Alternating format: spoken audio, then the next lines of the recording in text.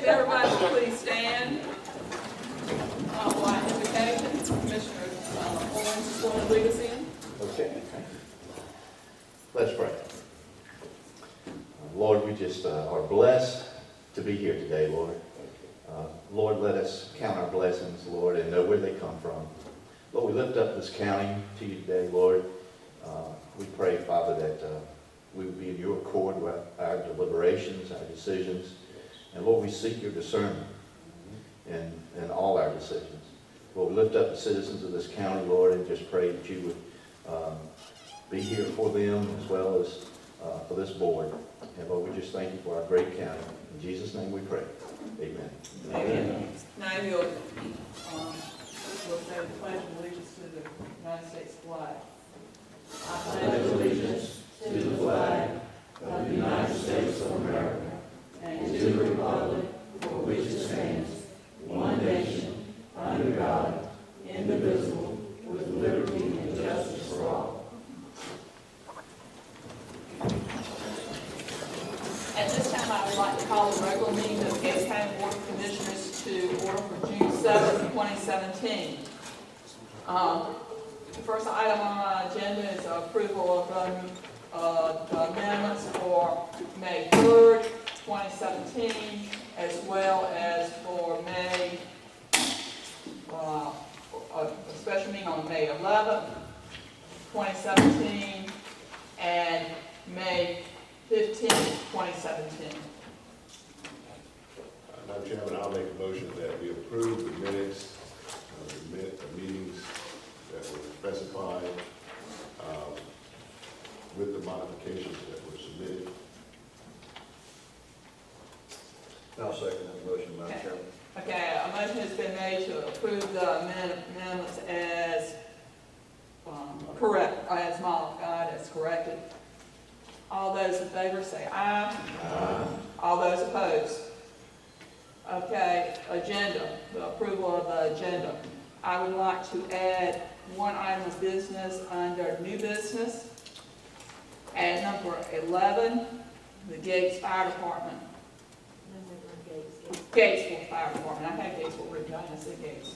Gates Fire Department, number 11.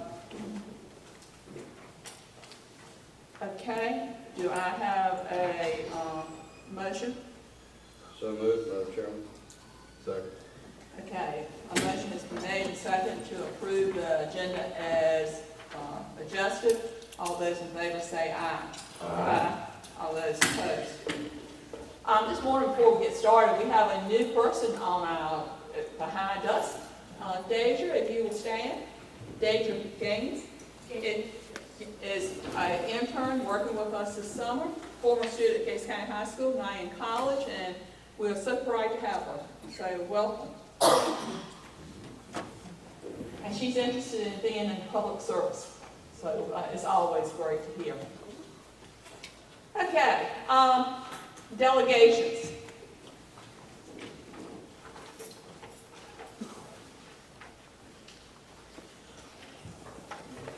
Norman Carter.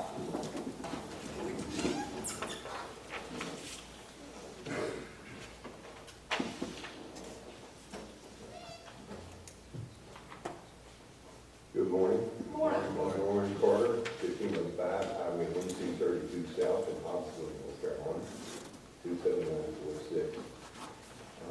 I've never done anything like this before, so just bear with me if I don't follow your rules, just smack my hand. Well, I have this up, y'all. Oh, good. We have come across, and we, meaning myself, my brother, and Sundry VP, have come across a idea that we'd like to submit for your consideration. We would like to place a banner on each and every waste disposal site in Gates County. And what we would like to say there is we had seen so much usable furniture, usable houseware, just go straight to the dump, to the landfill, overfilling our landfill, and we'd like to see if we can't do something about that. We have a proposal that we would like to put a banner, and such as this. that would go up on the fenced portion of Gates County landfill and say that bring your gently used items to us. Now, I'm not sure whether you're familiar with the things we do for the county, but there's a lot of times that people come to us, such as churches and whatever, and they have parishioners that are burned out or have otherwise some sort of tragedy. And we try to supply these people with gently used items. And we do this at no charge. Of course, we're in business to make money, and the regular customer comes up, we'll sell the item. But if somebody comes up with a need and they don't have the resources to get it, we're more than happy to give it to them. We'd like to see that people in this county are taken care of as best they can be. We'd like to be a part of that, and we think that this would help to alleviate some of the problem in the landfill, getting things that could actually be reused, repurposed. And we'd like to submit this for your consideration. If you'd like, I can leave this, and you can take a look at it. And this isn't final. Of course, if anything needs to be adjusted in or whatever, we're open to that. But we would like for your consideration on it. Okay, you can leave it with the county manager. Our recycling centers are controlled by the PGC Board of Directors. Paquemas, Chowan, and Gates all have representatives on them. Even though they're in Gates County, they're under the control of that board. Okay. Commissioner Felton is on that board as well as me.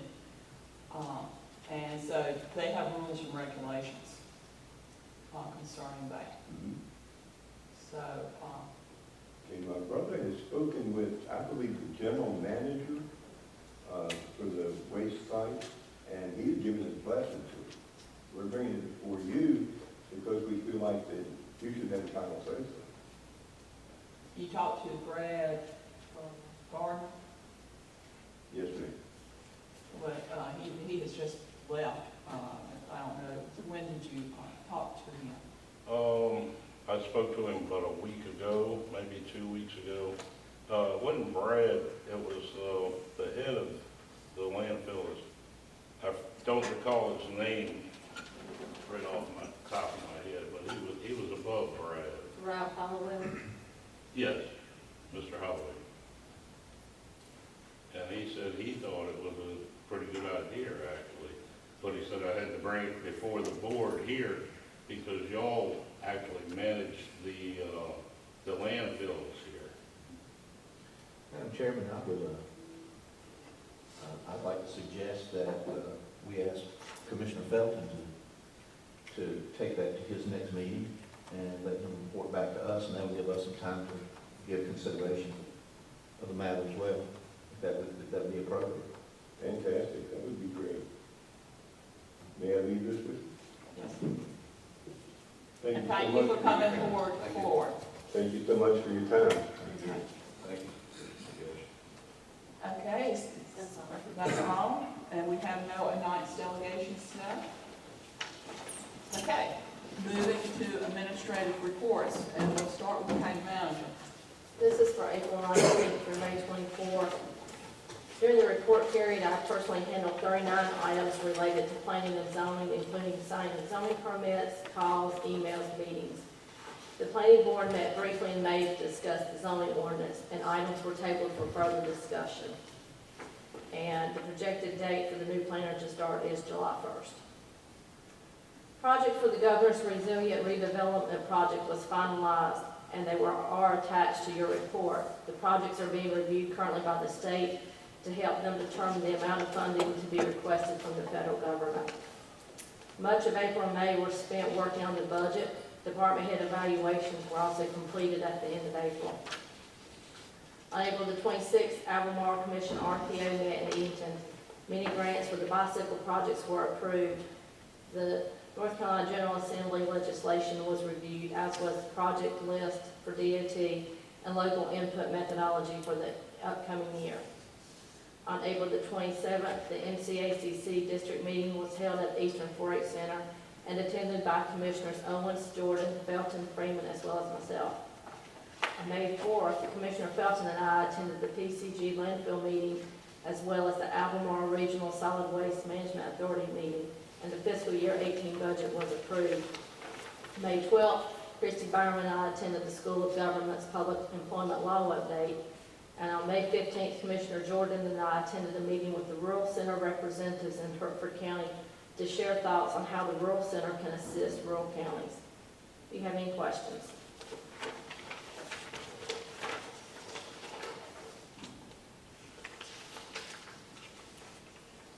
Okay. Finance? Any, Budget amendments will be later. okay, I know. Taxes,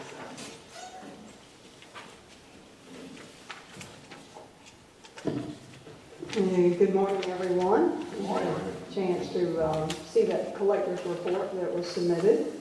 Yes, indeed. Any questions or comments on that collector's report?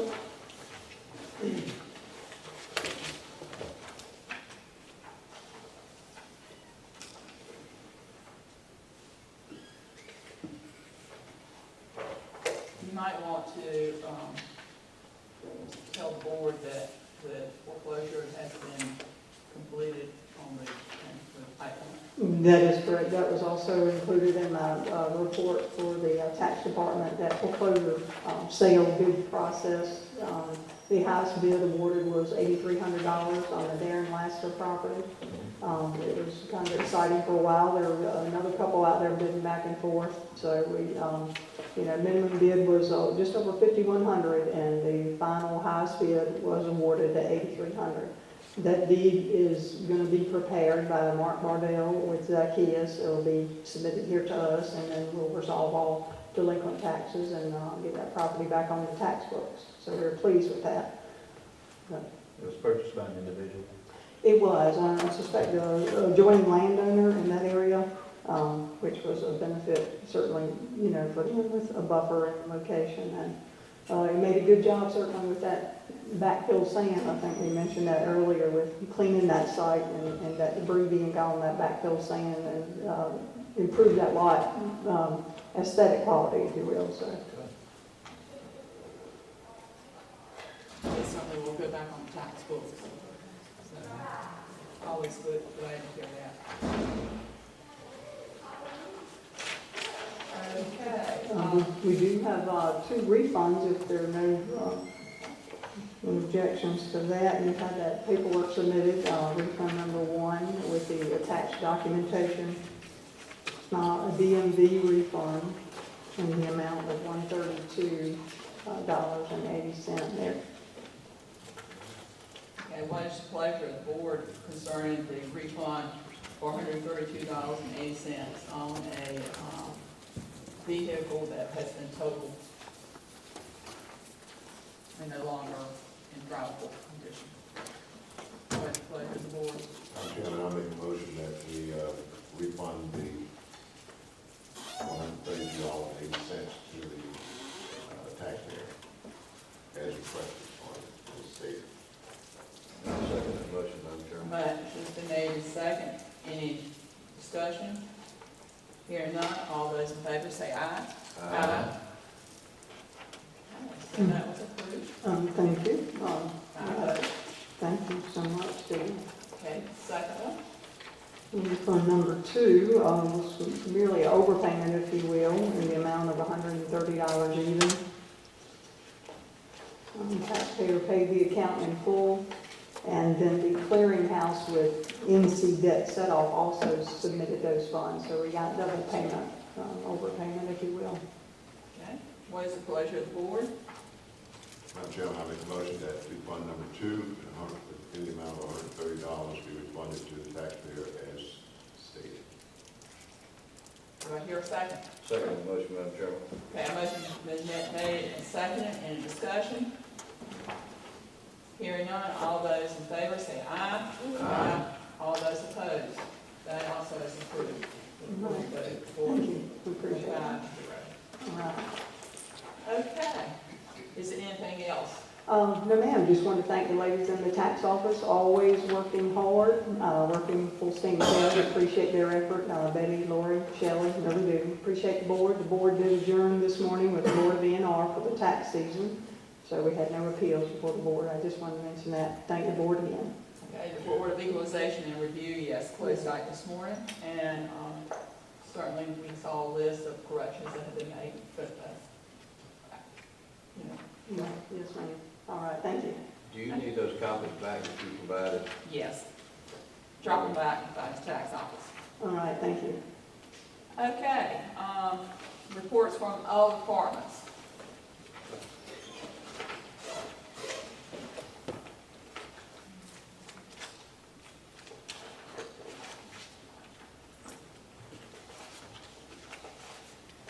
Any questions from the commissioners about the departments?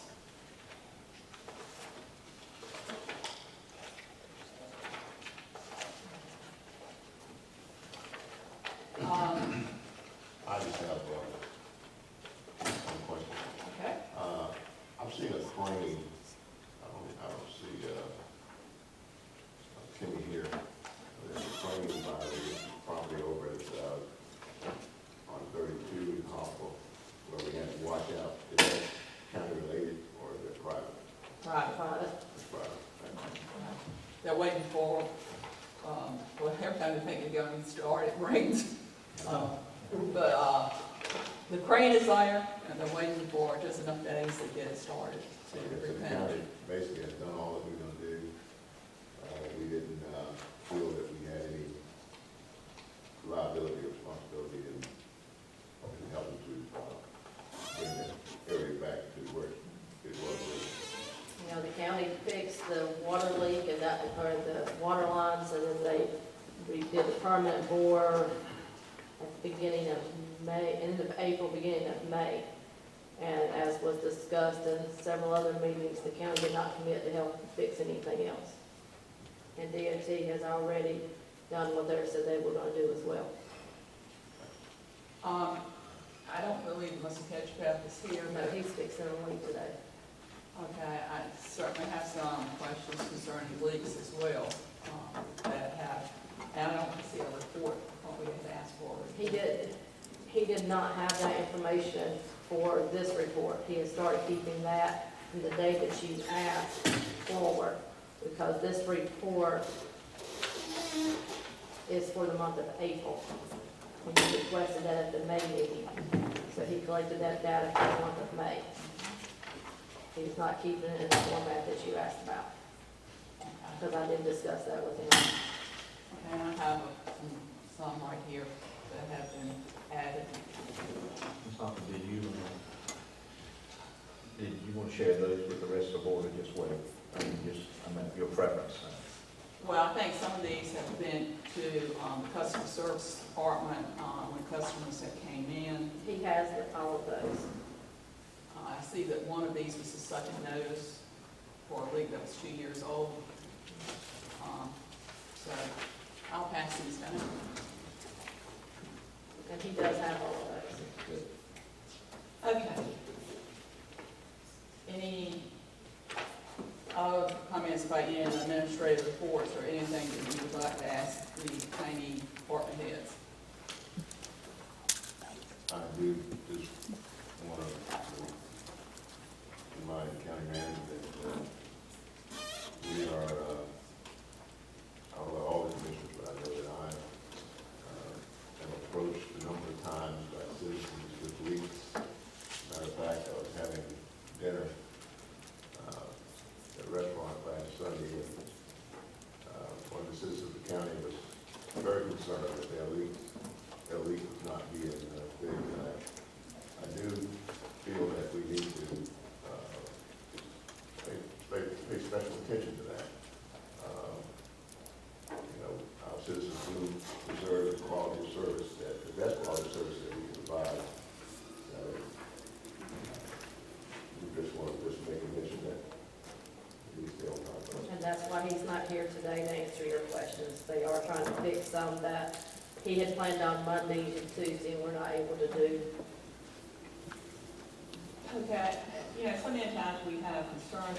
We do have a letter that we received from a gentleman in County about our inspection department, and that it was very complimentary to Mr. Mitchell and to Scott Powell, and how helpful they were, and how courteous, and how professionally they responded to his request.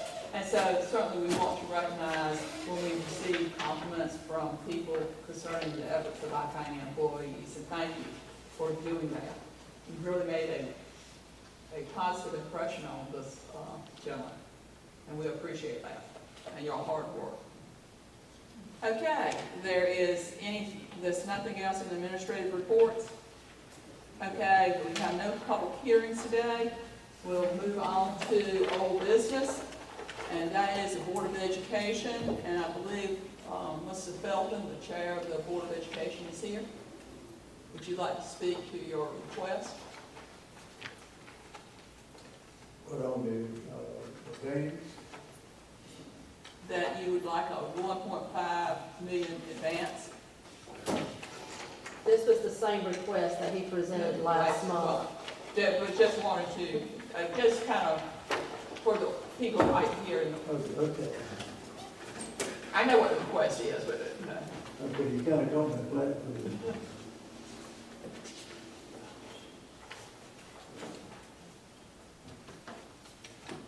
I guess I need to start at zero.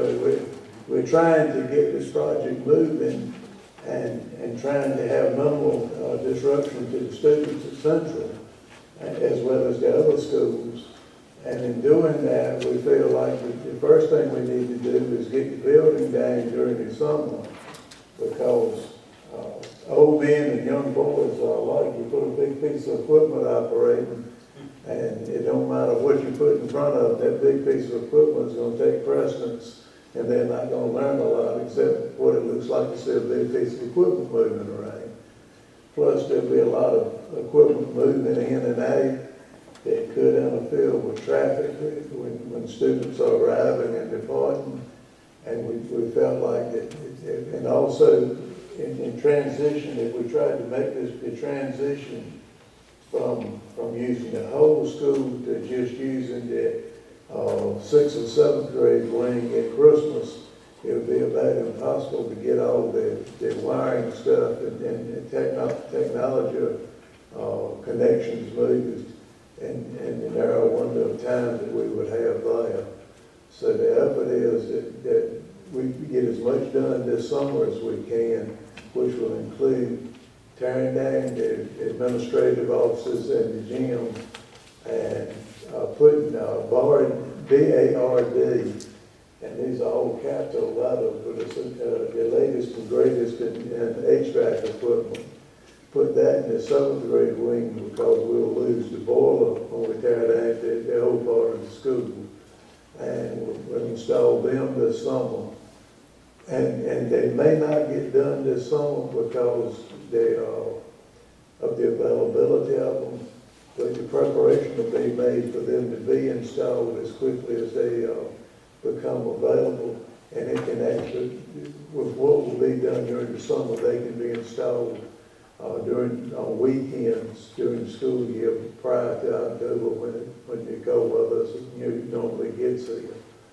So that's what we're trying to do, is have minimal disruption with the students when they come back to school, have them moved out of the 8th grade wing, out of the administrative offices, and just for the people here, that students will all be kept at Central. The lunchroom will become a classroom except during lunch hour periods. And there'll be some temporary walls, movable walls put in to accommodate students in classrooms. It will not be the best arrangement in the world, but it'll be the best we can do under the circumstances. And we feel like it'll be a workable solution that will be less expensive and more conducive to education than trying to move them to the high school or elementary school. I forget the gentleman we met with, his last name, first name is Cole. I didn't remember the Ted part. He gave us all his business card. have you had any reason to make contact with him? I know there hadn't been a lot of time transpired since then, but I was just curious if. I have not talked to him again, but that was a very enlightening meeting, that was worthwhile. Yeah, very good. And I asked He- Natalie the same thing.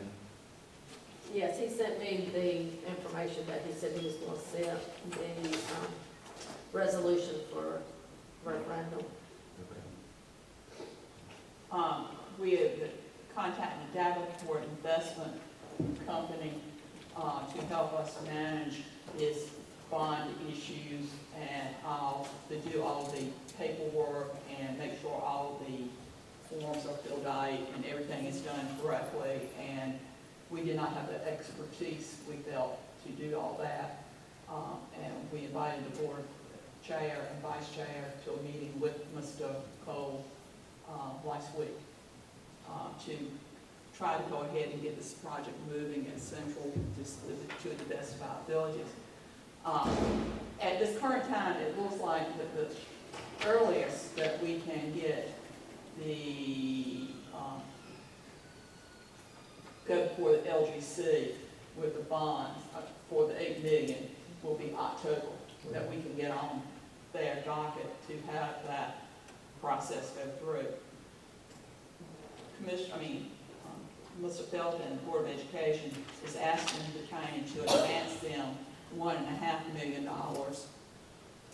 so that they can begin the work of demolition on Central during the summer months. And, school is ending this week. And we have to know what we have to do that, and if we can do it, we're not getting in trouble with our auditors, your auditors, and with the state in general. And so we have, and also with the LGC at that time. Since our meeting, I did read up on the LGC concerning that. There are some general statutes that regulate revenue spending by the county.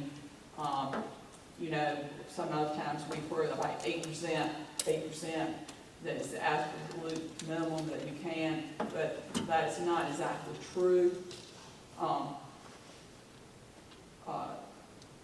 It represents generally 8%, generally represents about 1 month of expenditures for the county, for counties in this state.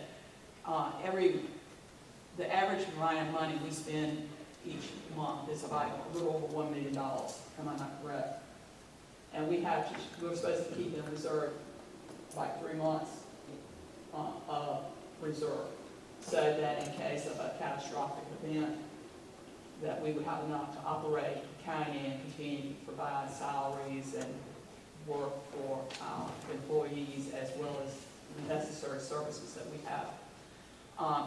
And it's kind of enlightening. We have restricted funds, committed funds, assigned funds, and unassigned funds, and they all get very confusing. But what we are looking for is the unassigned funds that make sure that we have, correct? Mrs. Hawks, can you tell us how much unassigned funds we have? Not without looking it up. Okay. And that would still be as of June 30th of last year. Yeah, And we have taken money out of fund balance this year. On June 30th of 2016, we had $3,230,000, well, a little over $3 million. But we had, That's general fund. that was general fund. And we have a little over, and some of that, of course, I assume is restricted. So, Why does this quarterly report show the fund balance? Fund balance is only calculated once a year, and that is explained in your audit report. so, Well, even though it's calculated once a year, you still have what it was calculated the last time. Why don't we have that? What was last, as of? We can start putting that on that report, if you want that on there. We need that because, fund balance is what we have that we can utilize. We don't need experts to tell us what we can do with our fund balance. We know we gotta have 8% reserves, but at the same time, if we know what we have,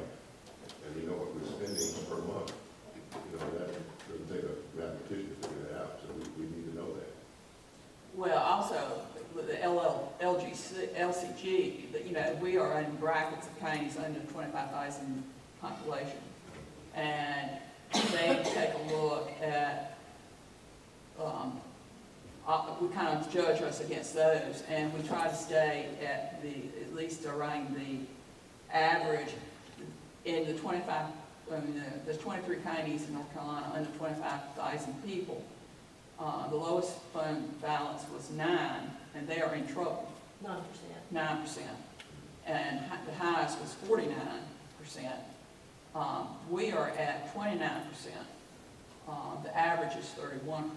So we're right there kind of in the middle of the group, in our peer group. And I wrote down the ones around us, Chillicothe, Clemens, and Camden are all in the 40% or above, and Hyde, Bertie, and Washington are low, and Kirkwood is in the 30% style.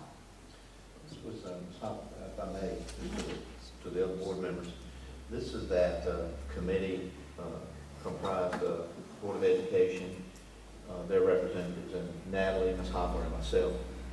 This was a meeting, a second or third meeting, not on this particular financial topic.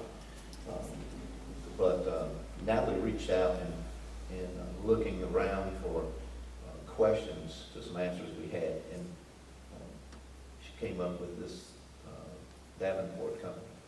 And they came and made a fantastic presentation to these two groups in that committee. They had everything laid out, very graphed, charted, very understandable. And so we began, after he showed us that and went through it, we began to ask questions about feasibility. Can this take place with LGC's blessings, advancing money? And they told us about a document that you could, now you remember the title of that? Yeah. It's a resolution reimbursement. Yeah, a reimbursement resolution, and all it says, if you're advancing on a project, both parties sign saying that when those dollars come in, That will be paid the out. board gets the first, what they advance right off at the top.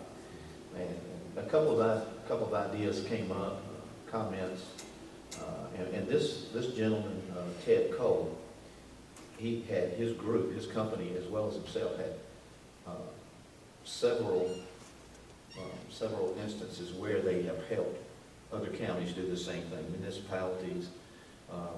One of the examples he gave us was Wilson, North Carolina, had just gone through the same thing where they needed to do some advancing for a particular reason, and it made sense financially to do it, savings, time, and all of that stuff.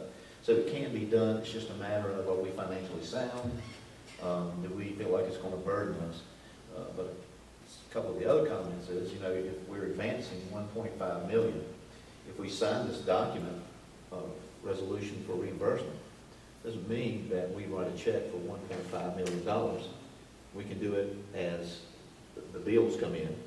They need $279,000 because this work is complete, not that they're just starting it.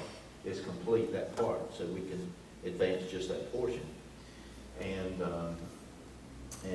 when we get billed, we could wait a reasonable amount of time, what I would call in the commercial world, sometimes bills, project gets overlooked, it might be 60 days before the bill's paid. And that might even be customary. I know that I go with lengthy periods of time myself, but with that little delay in the billing, and we could be far along in the project anyway, and could possibly have received the $8 million well before we needed to spend the 1.5. So we threw all kinds of questions at him, and he was very knowledgeable and could expound on those things. Now, is there anything else he was going to check on for us? He was waiting on the county to approve the contract, so the county could contract with him. But the county also would have to decide if the contract with Davenport and any of the fees associated with going to the LGC would be part of the $8 million. And my recommendation would be that no, this not be part of the $8 million, that this be picked up by the county. The Davenport, because he's doing the work for us with the funding process. I mean, where we are right now with regards to school, the first thing I see that we need to know is how much money do we have right now in fund balance? We need to know if we've got $5 million, we need to know that today. There's not $5 million. How much do we have? It's less than the $3 million that was in there because we have taken money out. Yeah, as June 30th, it was $3,230,412. 3 million. $230,412. Now, I'm showing in the central depository at Southern Bank, as of March 31st, 2017, we have $7,635,789. That's in the central depository checking account. And so fund balance is saying we've got $3,230,000. Okay? But remember, there's restricted funds, committed funds, assigned funds, and unassigned. Well, Fund balance is unassigned. and we need this kind of information because we can give the Board of Education a resolution for advancement. Let's say if we took $1.5 million and allocated it for the advancement, and gave them a resolution, we possibly could still have enough to meet our required 8% of reserve that we have to have, plus, and that would probably not put us in jeopardy of not having LGC approval. We do need to make sure that we're not going to jeopardize ourselves with LGC approval, because we don't want to tear something down, all of a sudden LGC says, hey, you're not in a position to borrow this money, now we've torn down the school, and guess what? We're not going to get approved. So, but if we know the fund balance, how much we actually have, I know what we've got in the central depository, and if we can meet the required minimum, we know we're not exceeding our debt ratio. I don't really see a problem why we can't move forward with giving a resolution for advancement if we've got those funds available. If I may want to share this information, I shared it last week at the meeting. Joe Fatima, who's the person I've been dealing with at LGC, like I said, this was shared last week. He said, from his perspective, he does not recommend the $1.5 million because there are no hard project costs to date, and it sounds like it's being piecemeal. He said you also need to keep in mind, as you just mentioned, that there is no guarantee that you will be approved for the $8 million. He did want us to be aware of that. He said if you do move forward with that, then he recommended doing that reimbursement resolution that Mr. Cole sent me a copy of last week. When do you think you will have the bids, the hard bids in on this building? We, have discussed that with the, Chestnut and with the, Bethel Architecture. They assure me that we'll be able to have the bids, where we can go to the, LGC. The bids will be in September, where we'll have our maximum, guaranteed cost. So you have, they have gotten the designs, you have plans. We have the floor plan, and they're working on the rest of the drawings now. Put like for bid. They'll be ready to go out for bid for the full construction, in late August, which it take 30 days to get them in, so late September, we'll have a guaranteed maximum price. I've also, on the $1.5 million deal, I talked to Chestnut and Thumper, and they agree with what I brought up in the meeting, that we could do, the people that are bidding now, that we're not going to be able to pay them, we're not going to pay them until 60 days after the completion of work, so that money is not moved out of the account until after we get to the LGC. Can you let, perhaps, ask Ms. Hawks, she's been looking at some finances, and one of these is a budget amendment that's later on. Okay, Ms. Hawes? We Come on, currently stand have, up here so everybody can, I think the board is strong enough to do. we currently have about 325,000 in the reserve funds that we're actually doing a budget amendment today. Now, I understand what you're saying as far as you potentially won't need the funds for 60 days. My only concern is the timing of getting the bids to the LGC and then getting the approval and getting the funding completed. If we were to go to the LGC in October, you said you had the bids ready, it goes to the LGC to be reviewed in October. Am I correct with that? LG's, October would be the earliest we could have that face-to-face meeting where they would approve everything. They would have to have information in September. Right, but he's saying they won't have the bids finalized to late September. So we won't even get them to the LGC to review until October, correct? Well, I think I remember Mr. Cole saying that the LGC met on the first Tuesday of each month for this type of project approval. But they don't approve the month they get them. It's a review process and then approval process. So now we're into November.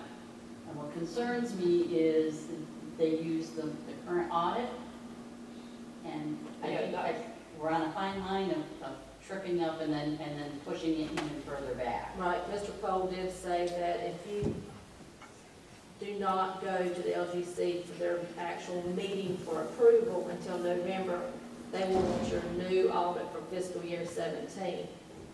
If the state is late in getting the numbers to the auditors as they were this year, the audit will not be ready in November. The audit was not ready until January of this year.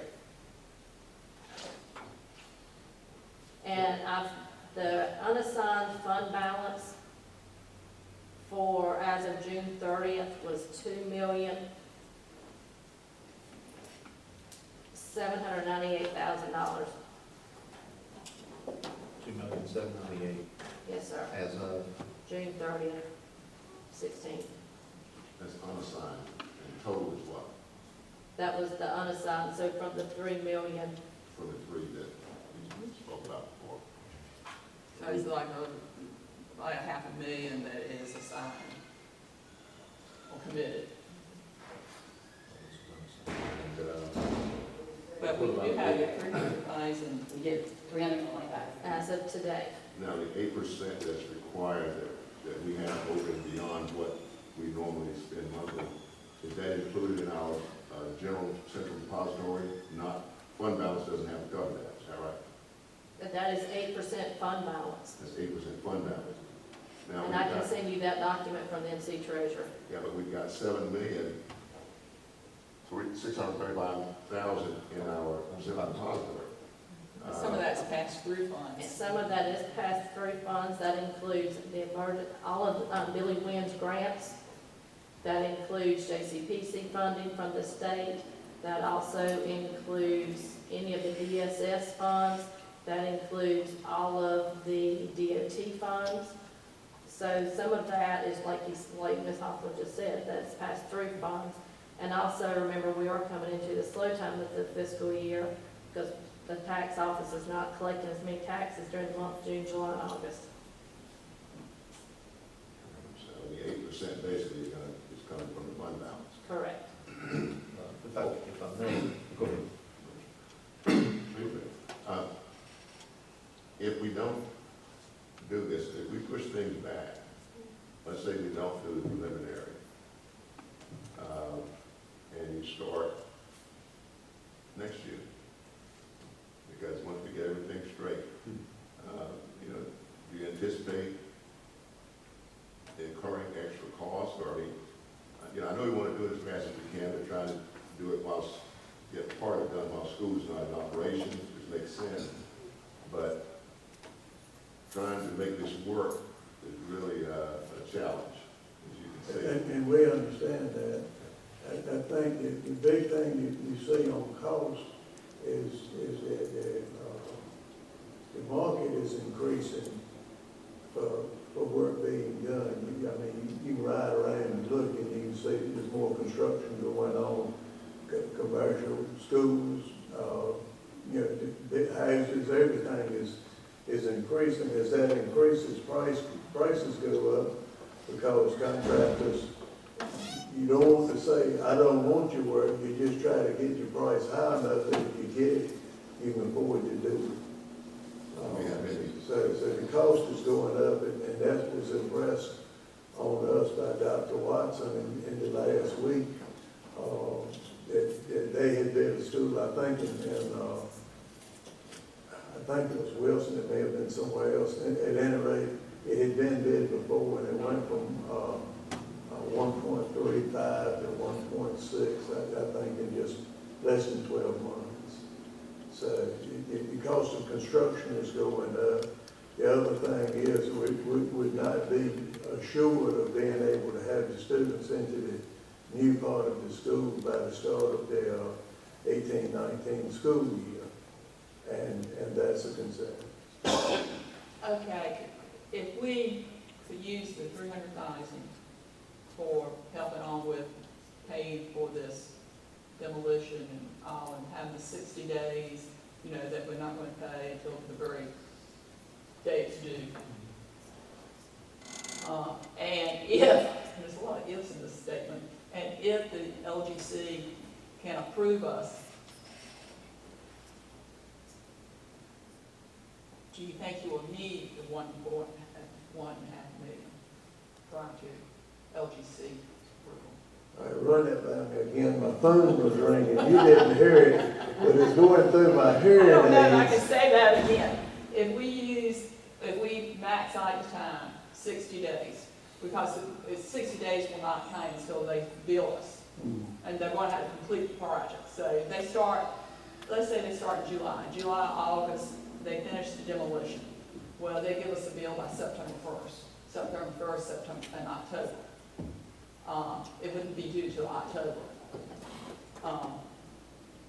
And we have the $300,000 plus that we could use without touching anything. And that we could get LGC approval in October. We might, if all the stars lined up, not need $1.5 million advance. We could, does everybody understand what I'm saying? I do.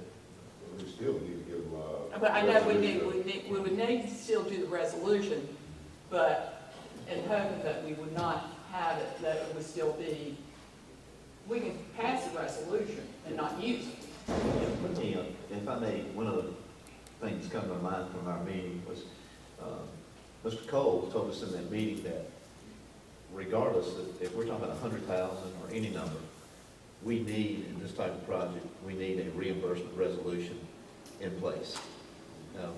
And we already have a bill of a little over $55,000, and I don't know, have we paid that? Okay, so, I mean, we need that in, you know, the resolution. yeah, we need that, anyway, and, but anyway, he was looking for ways to make this happen, and again, he's dealt with this situation in other locations with county governments that needed to advance some dollars, and one other thing I wanted to tell you, we also discovered from this meeting, there on the QZAB funds, there's some high-level paperwork and transactions. We're going to need their services. Natalie, we definitely came to that conclusion. Davenport, they didn't come here just to help us figure out if we could advance 1.5 million. We dropped that on him after he got here.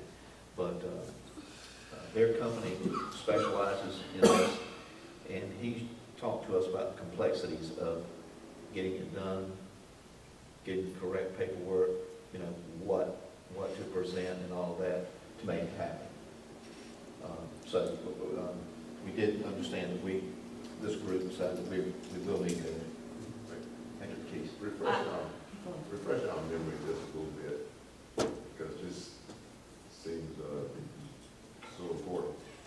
How can we proceed with demolition when we haven't bid anything out? I mean, even if we gave you the go-ahead today, and I understand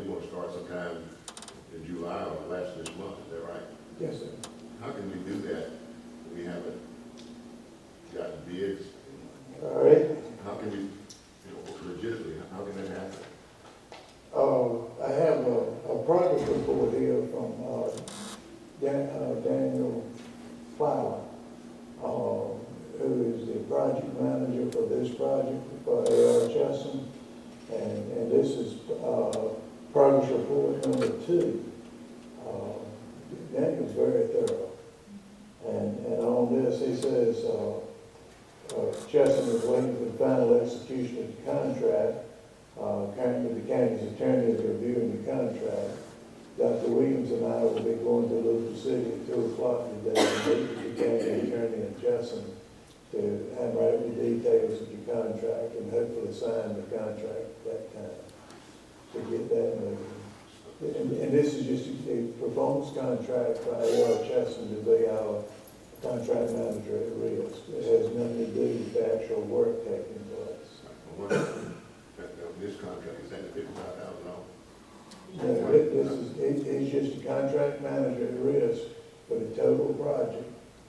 He's the guy that's gonna put out for bids all the specifications and drawings, and then he will open the bids and determine who's gonna actually do the work and come up with a guaranteed maximum price on the job.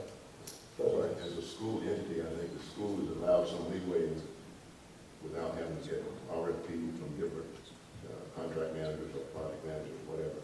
So you all We're have in the to- They've already passed it, that's already taken care of. Okay, so we're in the process of getting the contract, then we've got to bid it. All right, so let me finish with what he's got. Abatement and demo to begin. Chesson has the pre-qualification invitation and form ready to advertise immediately upon receipt of the executed contract. The pre-qualification advertisement must be open for 10 days prior to closing.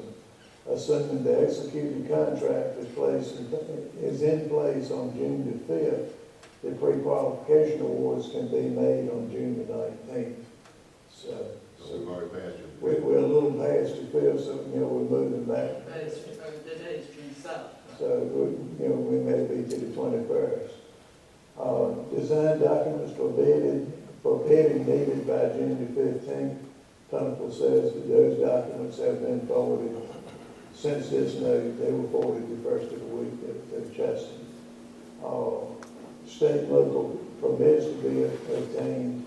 I think that's a joint effort from all of us, and that has not been done. There are several utility disconnects that must occur in the 57 building prior to demolition work beginning. And they will on Dominion. Dominion showed up yesterday at 3 to survey what had to be done on that. Water County, I guess County Water Department, I think that's done. Fuel oil, the school maintenance will take care of that. The central leak will be abandoned with a new building entry location. They have actually been out and surveyed that, and they want to move all the central link, both telephone connections and the fiber as soon as school is out. The HVAC upfits, they have the pre-qualification invitation and form ready to advertise upon receipt of the executed contract. Same thing we told you on the previous one, so we're looking probably 21st or so on that. Design documents are in place. The summer 2017 scope to include partial removal for the barred units, which is the HVAC units, framing and sheeting at window removal areas, electrical wiring for the barred units, disconnect 480 feet from the 67 building service that serves the HVAC in the 57 building. EOR, and I'm not sure who, this is new application on me, I don't know who they are, should review to determine if this wiring could be reused. I would guess that would be an inspector. Bud units will be installed summer of 17 if available. Otherwise, they will be installed over weekends prior to October of 17. Do you anticipate that A.R. Chesson, the other Board of Education members would approve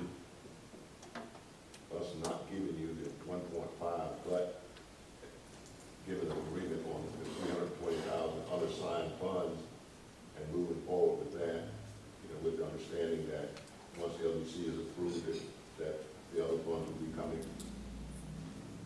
I think it's gonna be it's gonna create a mighty wide window for contractors to expect to wait to be paid. And I think it would be, if I were a contractor bidding the job, I would have to add in a percentage, a decent percentage to cover my money being tied up for those extra months.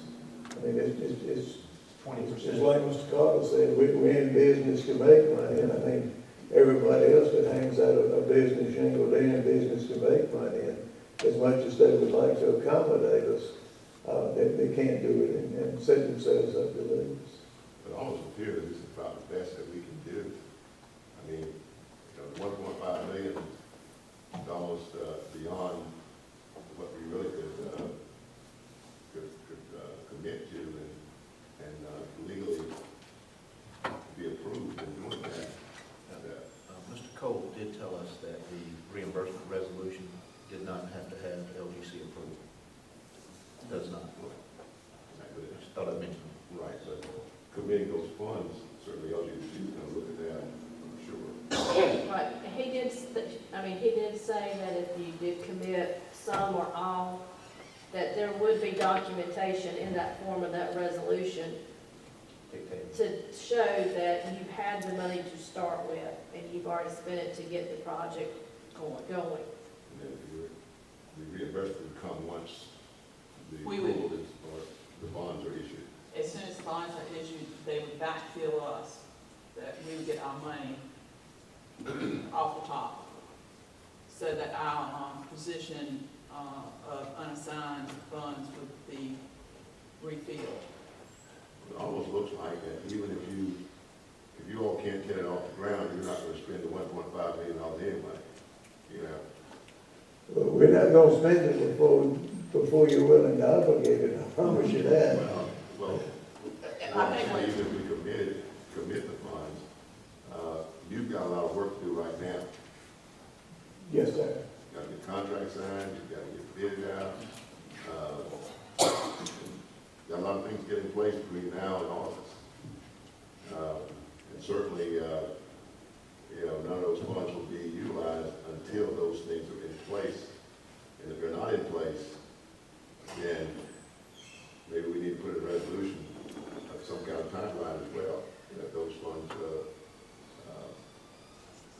be reverted back to the county if it's not utilized in a certain time frame. There was, They will not be advanced until, Yeah, we don't, we won't give them a dime. we will pay the bills, and that was part of what was discussed. They can send us the bills as they did these, and we would pay it.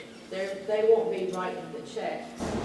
But also just kind of as an FYI, as you know, our tax always is several months behind. For example, in April, we receive February's taxes.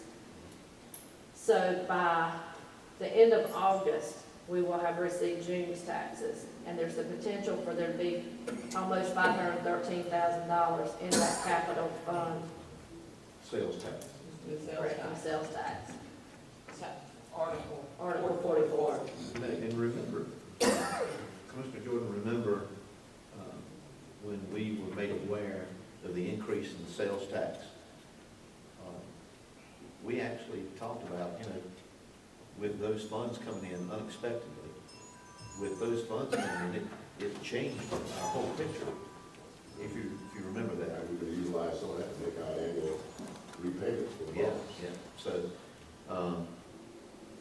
So the window for this opportunity to take place is clearly there. It's Natalie's responsibility that when she gets a cautionary statement like from that you read to us earlier, that's a cautionary statement. And people who are in that position, they're going to always be at some level of caution. They're not going to say, "Oh yeah, go ahead, do it, and it'll never be a problem." So when I hear that, I filter that in, and then I backload that information with what the numbers that I hear. So we certainly don't want to jump out there and do something that's not feasible. The biggest slowdown to feasibility is the documentation, which I have to commend Ray and his group.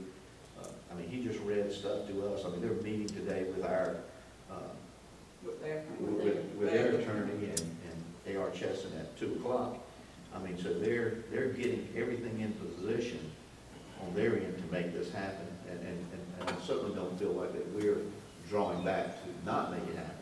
It's just a matter of, they have the ability to meet every day if they want to. We don't get that opportunity. Yeah, I'm retired, I don't have anything to do. Yeah, but we only get the opportunity, twice a month.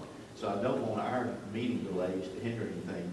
But I really don't think we have a decision to make today other than the reimbursement resolution if we wanted to do that. Ms. Hopper, would you agree? I mean, that- yeah, and we can pass a resolution, and it will not be activated unless needed, at this time. And it is very, very important that if we could make that October meeting for the LGC, if we could have everything so that we could get approved. So, because we're going to get tripped up by that audit if we wait to November. I will impress on Kunkel and Justin. Because that's going to slow it up, and that means our reimbursement would be farther down the road. Yes, ma'am. And, as a cautionary note, we also have in our brain, a catastrophic event could occur. And, we are coming into our stormy season. Hopefully we don't have any visitors from any of the named storms, but, you never know. And the issue there is, we have insurance, but it's really FEMA reimbursement. And that takes a while. That's right. And High kind of got in trouble because they were almost, because it took so long to get FEMA to reimburse. And, that when you're dealing with federal governments. I want to ask Natalie, Natalie, on this, you're seeking counsel from the LGC and people in Rome. So these things get personal after you talk quite a few times, so I'm sure they know that we've got some things in the works, even though we haven't met before that board. I wonder if we could lean on them for some consideration on telling them that we want to use our 2016 audit. I wonder if they could give us any counsel on that. And of course, both our audits are going to be good, 15 and 16, Well, the 16 audit would be what's used if we go in October. Right. But their deadline is October, then 17 is beginning November. I mean, we're not afraid of our audit, it's just a matter of, we don't want to have to wait on it. Right. Because that could throw a kink. You follow me there? And I do have a copy of the resolution, and you do have to put in the amount for the reimbursement. Do we know how much we have in fund balance for the water department? I could pull that up from last year's audit. I think it's 2 million. We were looking at that the other day, wasn't it? The water department enterprise fund, 2 million or so. Approximately. Do we receive any consideration for that? That's a separate, What's the enterprise? that's enterprise fund, it's not the same. For the county, if we needed to use some of it, we could, They don't like for you to do that. well. And we also have dipped into that because the well has had to be replaced out at the water plant. Well, it looks like it's a tough decision. We're in a tough position. But it looks like we do need to move forward with the resolution for advancement, for repayment of advanced funds. The $1.5 million, that wouldn't put us in jeopardy of the 8%, because we're still gonna have over $1.5 million left in, $1 million, no, we would have like 1.2. well, 1.2, but anyway, close to, well, not quite 1.5 million. And that's gonna put us where, close to 10% or 8% reserve. like we could have 3 months, but, our monthly expense is about $1 million, so, I mean, it wouldn't give us 3 months, it would give us about a month and a half.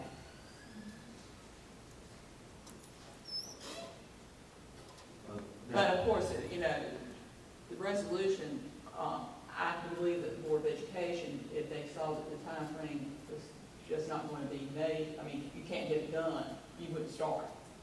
Correct. You know, I would hope Chesson would lead you to say the pieces are not falling together correctly. We can't get it started. Right. If you can't get it started before school starts, then you're gonna go on with another But plan. that's, you know, that's why we're pushing now is, you know, right now is doable. Everybody assures us it's doable at this point in time.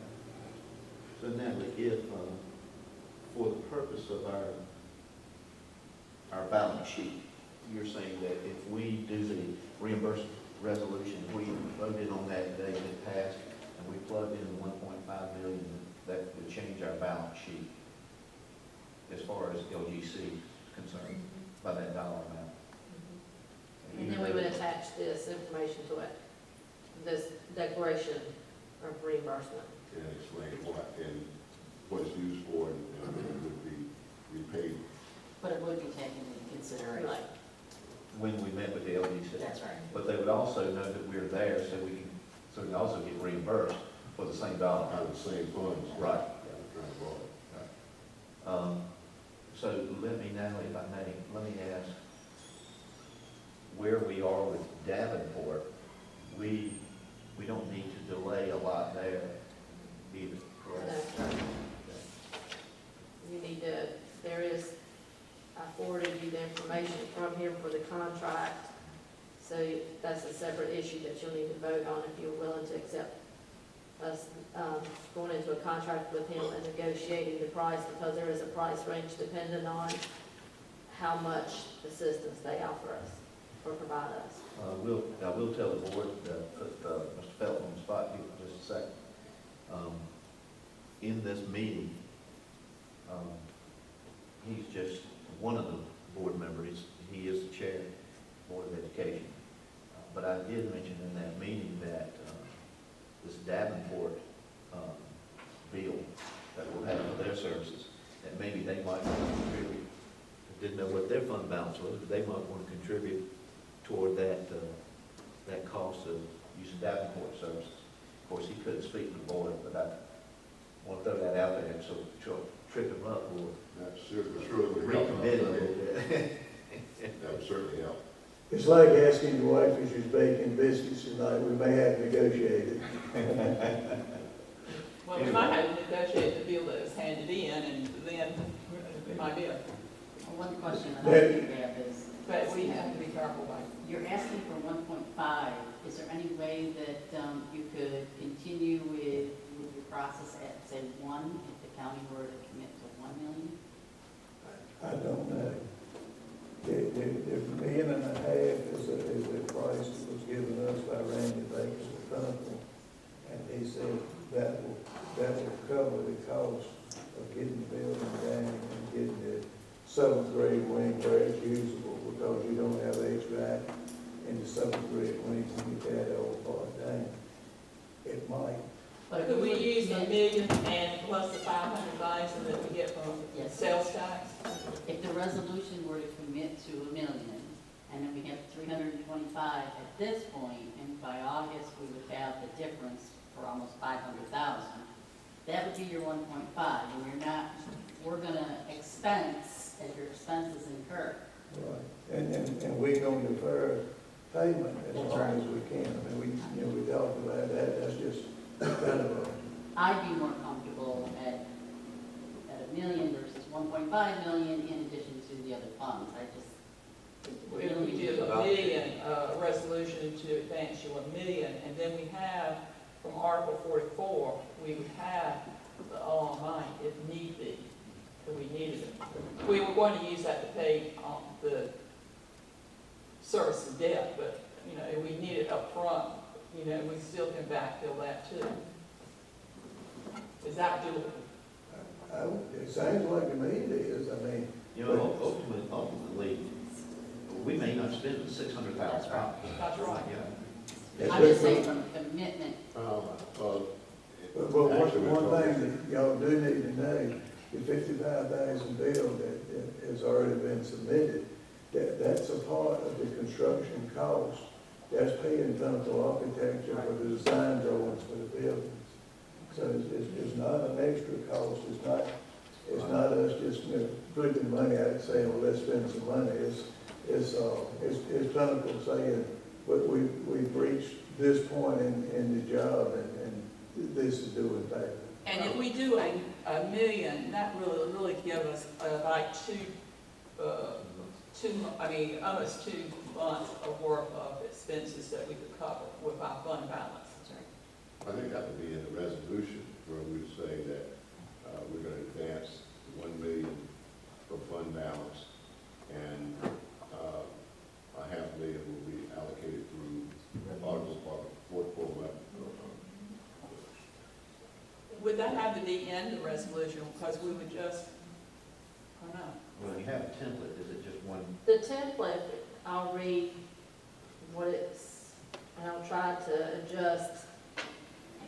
This declaration of official intent is made pursuant to Treasury Regulations, Section 150-2, or any successor or substitute regulations, to expressly declare the county's intention to reimburse itself for certain expenditures heretofore paid or to be paid by the county.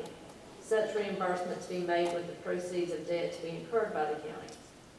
The county has advanced and/or will advance its own funds to pay certain capital costs, hereafter called original expenditures, relating to building of Central Middle, well, it would say building and renovation of Central Middle School. The funds heretofore advanced or to be advanced by the county to pay the original expenditures are or will be available only on a temporary basis and do not consist of funds that were otherwise earmarked or intended to be used by the county to permanently finance the original expenditures. So I think that right there is Article 44, because they will be earmarked to finance. No, As of the date herefore, the county reasonably expects that it will reimburse itself for original expenditures with proceeds of debt to be incurred by the county, and the maximum principal amount of debt to be issued with respect is expected to be, and then, that's when you fill in the blank.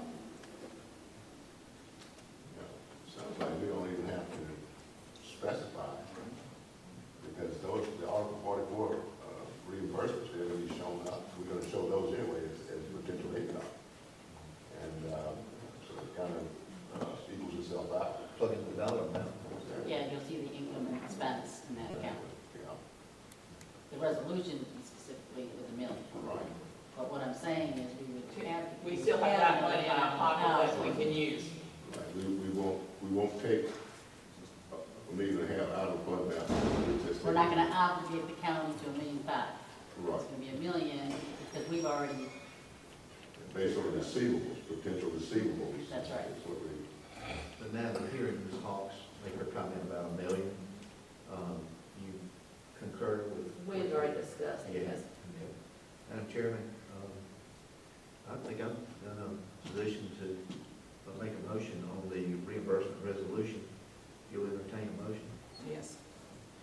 Madam Chairman, I move that today we draft a reimbursement resolution with a dollar amount of $1 million to be plugged in the appropriate place. You want to help me with my motion? well, if we say $1 million, that's going to let it down. I thought we were going to do $1.5 million. Yeah, but we're going to use the, It says this does not consist of funds that were otherwise earmarked or intended to be used to permanently finance the original expenditure. and see, Article 44 is intended to help finance that. Right. That's already It available. lists three uses. So we still only really need to obligate $1 million. We actually got $1.5 million because Article 44 It says education. Okay. That's right. Right, all right, we're on the same page. Okay, a motion has been made. Do I hear a second? I'll second that motion, Madam Chairman. Motion's been made and second. Do I hear discussion or comments from all commissioners? Do you understand that when you go to your people, Yes, sir. it says $1 million, but we got $1.5 million because we've already got, had on the 44, over $500 million that's obligated toward school construction. Here's one of 10,456 ways to skin a cat, right? Tearing down. And we'll try to find what the best way. I understand what you've done and makes sense. Any other comments, Cut? No comments. What I would like to do as far as discussion and just bring it forward, when Commissioner Jordan mentioned about it moving to the next year, and Ray explained what the cost might be, I did a little bit of calculation. It looks like it's a potential of 1.16, just hearing those figures of increased cost in construction. And you got to understand that, based on what I heard, I'm not sure that the shiny red apple in the first figure was the exact same shiny red apple in the second figure. I'm not sure, but we keep getting cautioned that costs are going up. So I'm saying we need to be cautious about letting things stretch out. But until the bids come in, we really don't know, because that was Wilson. We're in a different bidding area than what they were. And so the prices could be higher or lower. I mean, it just depends on how hungry contractors are. I mean, that's simply the name of the game. Nature of the beast. And one other thing I want to mention, just so that so my fellow colleagues, commissioners, and county manager are aware of it, and that is the sheriff has already been making plans for when the construction does start to make it very safe and protect not only students but also the public too in traveling in that area, because it appeared the sheriff brought forward looking at that, what some of the problems could exist traffic-wise and personnel-wise. And both contractors are very aware of our concern for that. I know what it is when you don't pay attention. I had a guy lose his leg because I didn't fire him. So I'm somebody that doesn't just preach safety, I live it. And I don't expect anybody to get hurt out there. And I plan on being a part of the construction as far as walking through on a regular basis, and safety will be a primary concern with me, because we can't afford to hurt somebody. Okay, any other comments? Hearing none, let us take a vote. I think we'll do it by raise by hand. All those in favor of passing a resolution for advancing to the Board of Education for the project of Central Middle School renovation and building $1 million, raise their right hand. Vote is 5-0. Thank So you very much. and you can take that just to make sure that we can get on the October LGC.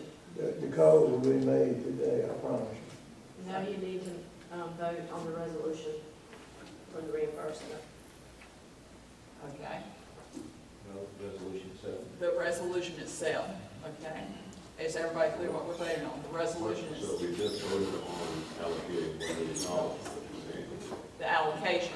Now we need the resolution that we can give to the Board of Education, give to the LGC, and everybody who needs one. Madam Chairman, I'll make a motion that county manager draft resolutions for advance debt and repayment of funds once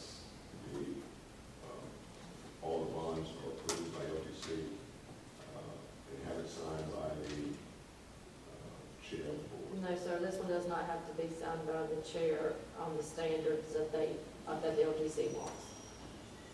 We have to It sign. does not have to be It signed. does not, it has to be notarized, and well, the clerk to the commissioners have to sign it All and of you. certify. The clerk to the commissioners has to certify it. So Melissa's going to take it in case if she'll just fund it out of her own personal.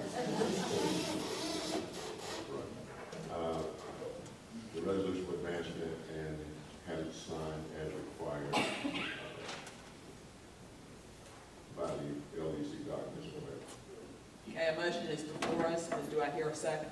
Second. Okay, this is a motion for the resolution. All those, once again, we're going to use our hands to vote. All those in favor, raise your right hand. The vote is 5-0. 4.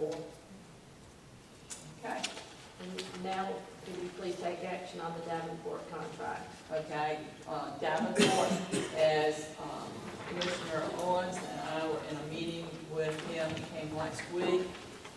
That was emailed to you, that contract. He said he would, okay, Davenport and Company is up here. It states the scope of his services, as you see, the pre-transactions, as well.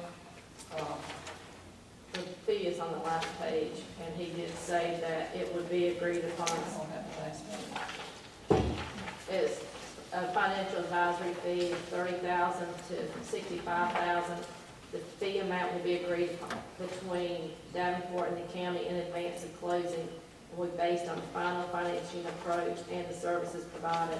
And then there will be direct out-of-pocket expenses that will be billed at cost, with the possibility of a 4% charge of indirect costs such as conference calls and presentation, printing and binding, and overnight mail.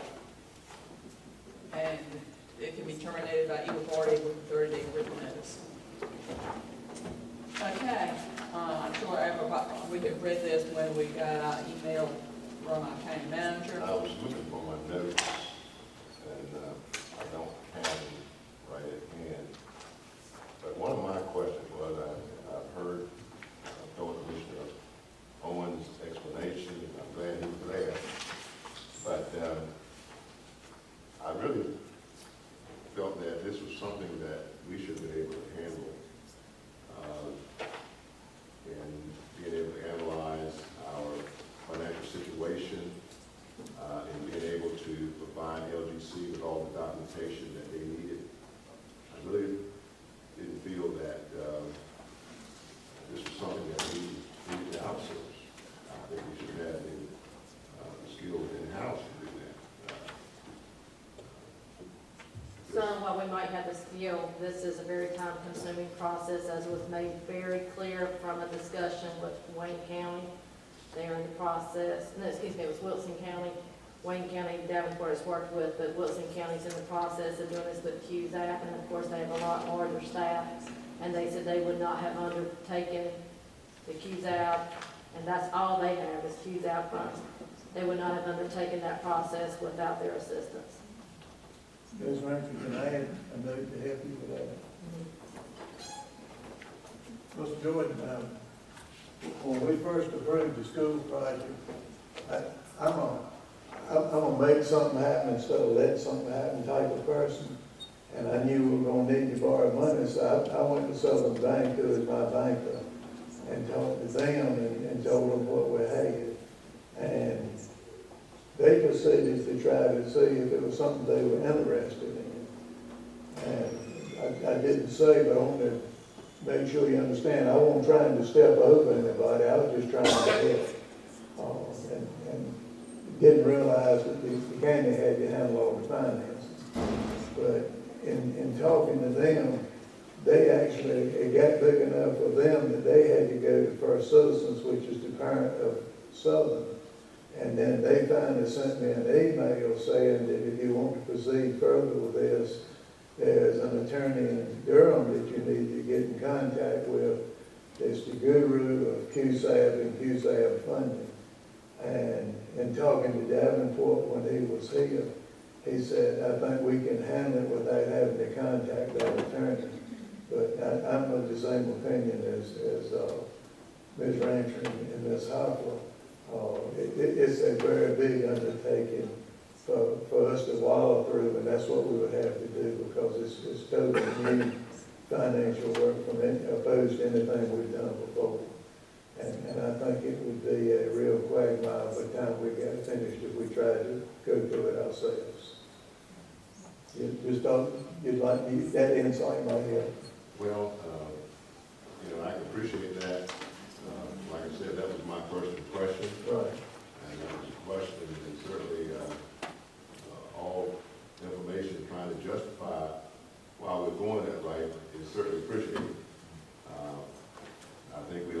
citizens to justify if we're gonna spend an extra $30,000 to $60,000, while we're doing it, you know, when we have staff on hand that is in place that should normally be able to do that. I'm in full agreement with you. Well, I didn't know if Ms. Hawks was at the meeting as well. I didn't mention that earlier. I apologize. But did you, Ms. Hawks, did you want to come to the podium and give any comment on that?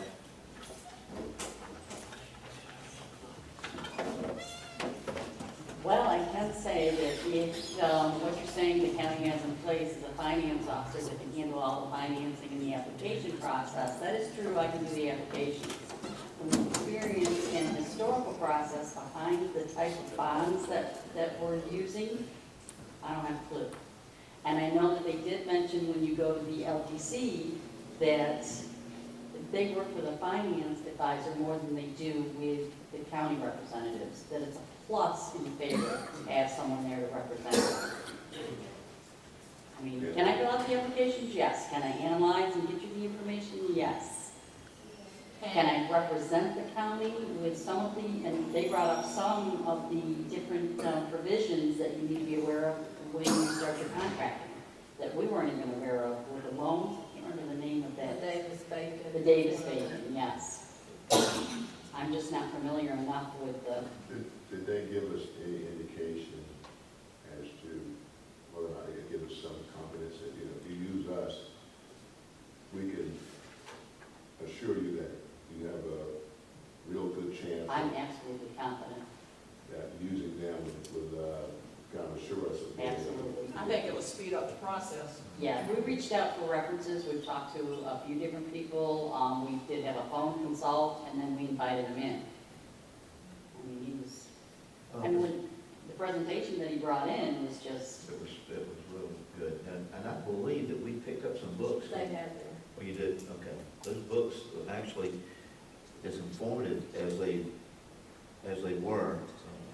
I was telling Ms. Hopper and Natalie at the meeting that we could use these charts and graphs in here for a lot of things. Of course, they'll be good for a period of time, but I had reached out to him, and I had said, do you want me to pull data and do any graphs or charts? No, all set.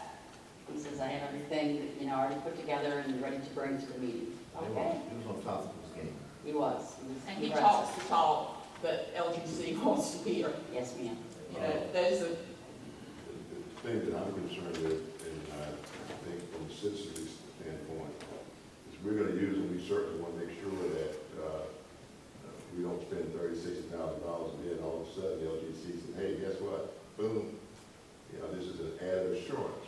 Yeah, no, I think that there's, from that standpoint, no, there's some things that we can do in-house, we shouldn't be reaching out and having them, you know, do things that we can do, but they're actually gonna be our guide. This is what we need, this is what needs to be filed, this is when the meeting is, this is who needs to attend, that type of It thing. gives us a greater assurance of things going That we hit those mile markers. right and being able to successfully obtain approval. Yes, sir. All right. Ms. Rachel, one other thing that wasn't mentioned, I think he plans on attending both board meetings to help both boards guide through the resolutions and stuff that we're gonna need. So that's included in that price. So I think when we get to LGC, we'll have anything but egg on our backs. Well, that's the kind of assurance we would like to have if we're gonna spend these types of dollars to bring on this Absolutely. type of consultant. well, and I would say, if you talk to commissioners in other counties that are doing projects, most of them, when they have used these bond issues, they have had brought in outside investment brokers. Madam Chairman, having sat on the, you know, I don't expect necessarily a motion to come from down here, other than my colleagues, because this is a lot of money. And you had to be there to appreciate the magnitude of what we're talking about. So on a strong recommendation from myself, having sat for this proposal, I'm make a motion that we accept the proposal from Davenport. Okay, and I will second that, because dealing with the federal government and the old ones, there's a lot of red tape that we've got, it's a minefield that we have to go through to get the money. And we need somebody leading that hand. Right. So, I'll second that motion. I'll call the vote. Okay, is it, any additional discussion? It would be nice if we could factor those costs into the money that we're borrowing, but apparently we didn't foresee that part, including in the $8 million. It would be nice if we could include that in there, but anyway. Well, it's the price of doing business, and we told the schools they have $8 million to do that project. This is something that will help commissioners do our due process, do our due diligence. It's the way I look at it. And once again, I think we need to raise our hands. All those in favor? This is a pretty wide range, and I was just wondering how that's going to be narrowed down. It's going on the number of visits and, I mean, how are they going to do that in advance? Well, it says it will be in advance of closing.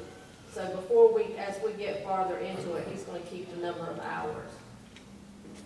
And we talked, there's a few things in here that we could probably take care of on our end that he will not have to do. So that would be part of what. this is a proposal, and we wanted to, this is not the final contract. This is a range. It could be 30,000 when we sign the actual contract. It could be 45,000. It's going to be, we're going to go through and say, yes, we want this, we don't think we need this. Also, that scope there, and it is a wide margin, and the scope there is the size of our project. I mean, that's not, there are people building schools at $35,000. There's a lot of other things involved, I'm sure. So I feel like it will be at or near that number. That's what I feel. One more comment from me. That cost will probably go towards the low side, because we expect the bid to come in for the building construction at over $6 million. And if it does that, it's going to mean we'll be unable to use the QZAB bond, which can only be used for renovations. So we'll have to go with just straight funding from a bank or a lending institution or whatever for the other $2 million, and we'll have to do as much of the renovation as we can with what we got, and then maybe the next year or next 2 years complete whatever renovations, which would not interfere with the students' learning process. And that's what we've already looked at as option 2, because it looks like with what we have, we're gonna be right on the border of the $6 million. We may go over, and if we do, that's gonna keep us from being able to use the QZAB. And if we don't use the QZAB, that's a whole lot less work that he'll have to do, which should have the cost. Okay. So is everybody? Coach, and that's a wonderful question, Commissioner Felton, and I think Commissioner Owens and I both had that one, we were concerned about the range. But I read through, and we want to cross off some of the things, so. With Mrs. Hall. We're definitely gonna manage it. We'll manage the cost within. Once we get a better idea of, the LGC, what we're gonna need, what we're gonna need their help with, we'll be able to limit the exposure for the increase. We can't determine that yet because we don't have all the pieces yet. And on the visits, for example, we talked about him coming to this meeting, and we didn't. We said, no, let's don't do that. Yep. And the purpose of that was to manage it, to try to. Manage the cost. There was enough of us there that we could relay what he had said. Yep. Okay. additional questions? Did we vote? No. So if you'll raise your right hand if you are for approving, issuing a contract or entering a contract with Davenport and Company. And the amount will be between $30,000 and $60,000. But that'll be determined with the final, when we sign the final contract. So go ahead and proceed with that contract. All those in favor, raise your right hand. All those opposed? The vote is 5-0 to approve the contract. Okay. At this time, we've been going for about an hour and 40 minutes. Let's take a 5-minute break and report back here. Oh, well, I say 10-minute break. Let's report back here at 10 to 12.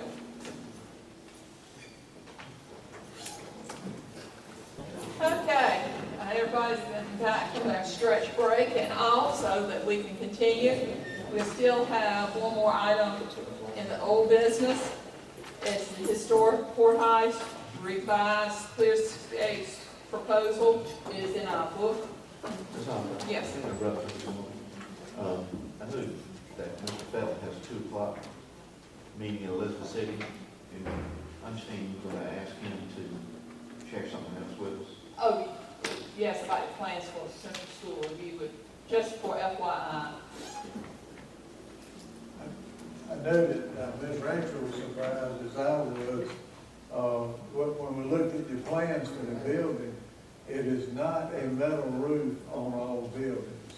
It'll be a metal roof on the gym, and it'll be a metal roof, I think, on the media center, because the media center will have a higher ceiling than the rest of the area, because they feel like that makes it more conducive to learning in the media center, that lets in more natural light. So those 2 areas will have a metal roof. The rest of it, as it's laid out in the original drawing, will have a thermoplastic roof, which is a rubber material that's been impregnated with plastic, and it does not have its, it's not as sensitive to sunlight as the regular plastics roofs that you've had, but it's also put down where it sheds water. When you put the insulation under it, that you would normally put, instead of just being a flat bed of insulation, it'll be where it sheds water to the outside. So it will not have standing water on it. We don't put a rock on it or anything like that to secure it. It's secured in some other fashion. And I asked Pinnacle and Chesson about it. Both of them assured me it's just as good as the metal roof. But if you would like, when we send the stuff back for bids, we can ask for an alternate bid and see what the cost would be to put the metal roof on all surfaces. And I've also called Chesson this morning, and I have not had a reply, but they can give me some kind of a wild guess of what it would cost, if that would happen. I mean, we got a little time before we go out for bids. I just didn't want you to be surprised when you went out there and you didn't see a metal roof and you wondered why, and you think I shot you a carrier. I'd rather you know about it now than to find out about it later. And there is a grade on the. But there is a grade on it, so it sheds water. It's not flat. There is a incline. Ms. Felton, if you could check on this for us. I know you have a 20-year shingle and a 30-year shingle. If you could just find out for us what they suspect the lifetime that'd be. Okay. That'd be good. All right. Rated like. Okay. Thank you. I'll get that for you. Thank you. Thank you. Okay, now we'll go on to item number 6, the historic courthouse revised clearscapes proposal. As you can see, phase 1 and 2 have been completed with them, and is going to scope of work under phase 3. If you go to the last page, you'll see there what they would ask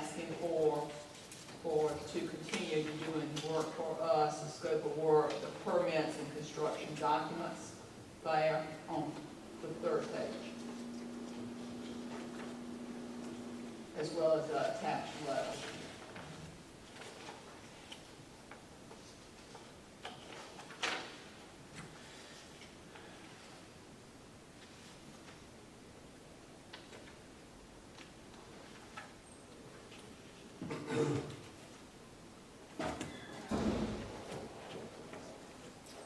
Where are we gonna get the money? $15,000, you already have over $100,000 still in that line item. Talking about the $2 million. What $2 million, sir?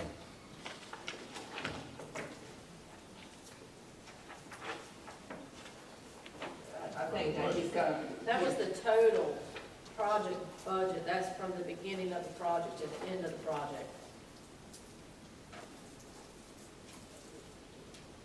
That's including the work that's already been completed on the project. That was completed before I was here as well. What, we're talking about Old Ground. Correct. Well, we haven't started work on it. Yes, sir, you completed the inside, the renovation of that was done before I began work in 2014. So you're saying it's 2 million to 2.5 million doesn't represent what it's gonna be, what the remaining cost is? No,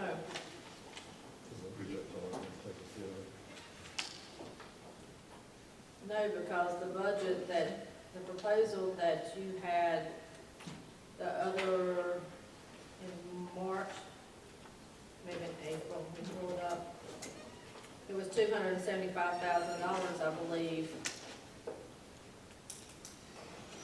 to, you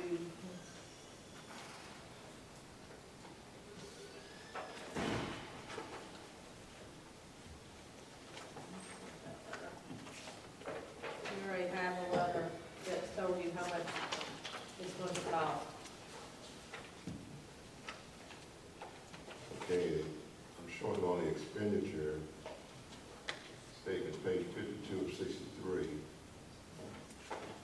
We appropriated $505,000. We expended $381,000. And we have an unencumbered balance of $123,372. That was for this fiscal year. That does not include all the project years before, which is what the $2 million project includes. Remember, some work was done when John Mendenhall was here. In February of 2017, you received a letter from Clearscapes that you agreed to move forward with the rest of the, to move forward and to do the reconstruction of the wing. And, well, actually, excuse me, it was restoration. And the most for that was $237,000. Which is nowhere near the $2 million. So what are we approving today? Today, you're approving this $15,000 contract, so Clearscapes can design the renovation or the reconstruction with the mortar or the cement blocks. To do the structural bracing, the architectural design, the construction review, and site visits. Okay.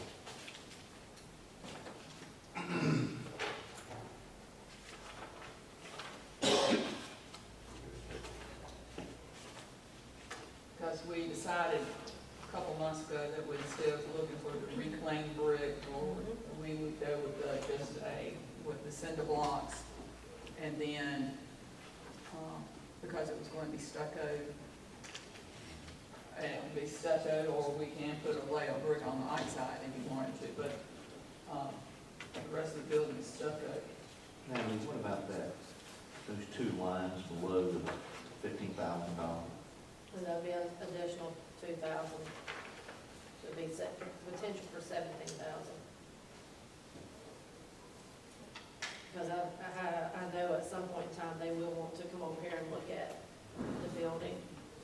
Or either, even if it gets to the construction phase, I think each time James Andrews within years of construction has wanted them to come out at least one time to look at something.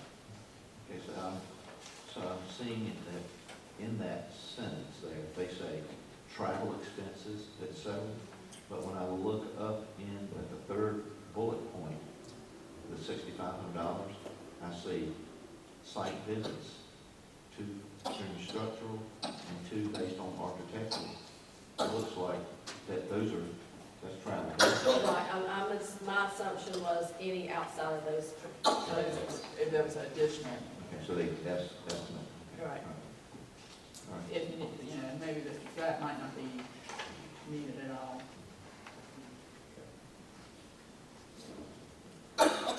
And then once this is approved and they design everything, then Andreas can get us the definite cost of the actual construction.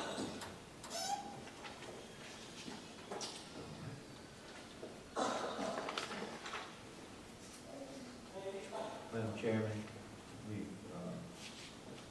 there's $100,000 left on this line item. This is a project that commissioners have committed ourselves to, and we're working toward completion of it. So I make a motion that we approve the, what are we going to call this? Now, what do we call this? Now we've just got phase 3. Phase 3 proposal. Design services. I move that we approve phase 3 proposal from Clearscapes before us this morning to continue with the historical courthouse project. I'll second that motion, Madam Chairman. Motion has been made and properly second. Any discussion?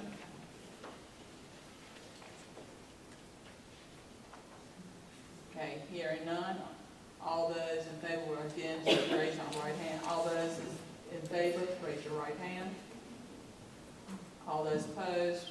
Okay, that is approved. Okay, that ends our old business. We'll move to new business. First item on our agenda is our new budget, 2017, 2018, budget ordinance. We had a public hearing last month.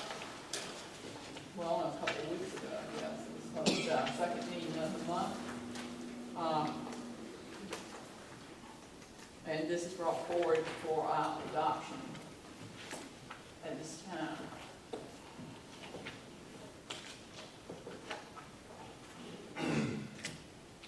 Do you have any questions?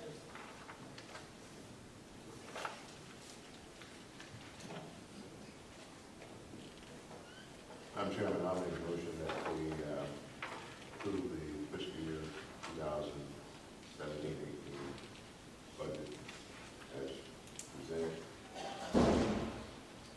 A motion has been made that we approve the 2017-2018 budget ordinance before us, and that includes the fees and schedules and funds and all the paraphernalia. Do I have a second? I'll second the motion, Madam Chairman. Motion's been made and seconded. Any discussion or any questions?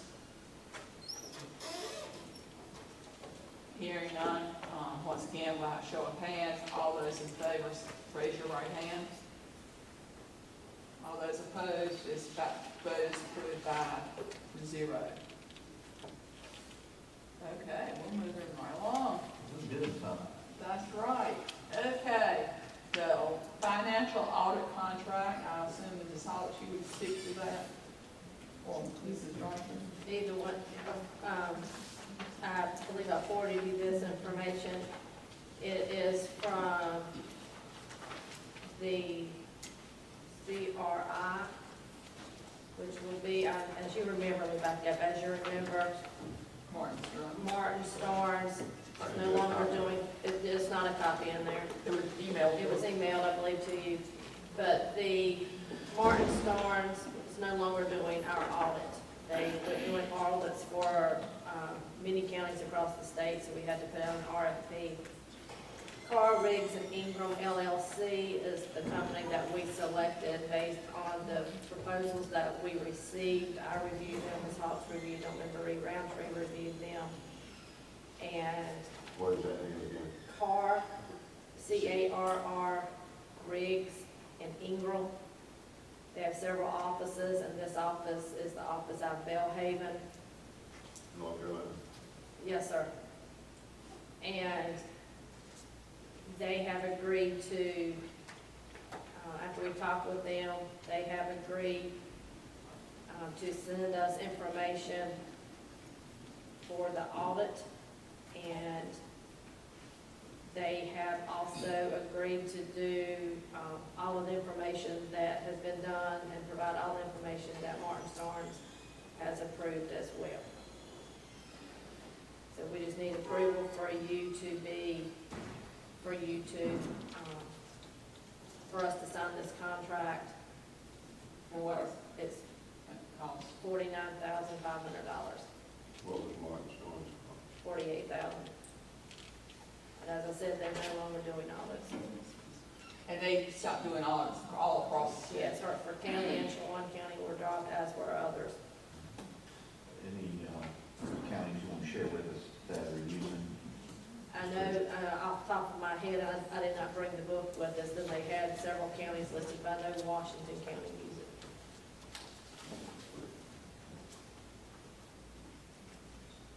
And it's not in the documents that I have in front of me, but I do know Washington County uses it. Are they incorporated or are they, It's an LLC. who's the owner? I don't remember that off the top of my head, but they are on the list from the LGC. We only sent the proposal to those who were on the LGC website. Did they recommend or list as approved? Remember? There were, Was it a handful? it was a handful, I think it's about 8 of them. And we've received 2. We received 2 proposals. We sent out, So we sent to the whole group, see? Okay. Madam Chair, you entertain a motion to approve that contract? I certainly will. And on behalf of the group that looked over these audit companies and based on their recommendations, I make a motion that we accept the contract for 1 year with Carr, Riggs, and Ingram. Motion's been made and properly second. Discussion? Hearing none, all those in favor say aye. Aye. All opposed? Okay, so that is approved. In our information on the table, you have the engineering fee proposal for the, putting up the metal roof, retrofit roof here for the courthouse building that we are in. As you can see, and this is to award the architectural services for the contract. And those fees are on the back, as you can see. And this is from Charles Howard, president of Metal Roofs Consultants. And he is the one that came to us when we were talking about Central and the metal roof there, if you remember the gentleman. Is this the total cost, this is not the actual cost? That's the cost for the architectural services. Once they design the roof, then it has to go out to bid. And that money would have to be taken from fund balance for next fiscal year. Madam Chairman, I'll make a motion that we approve the engineering contract with metal roof contractors for the coastal metal roof retrofit. And I'll second that motion, Madam Chairman. Motion's been made and seconded to approve the awarding of a contract to Metal Roof Consultants for the retrofit for the courtroom of the courthouse. Any discussion? Hearing none, all those in favor say aye. Aye. We have a few budget amendments. Now, Mrs. Hall.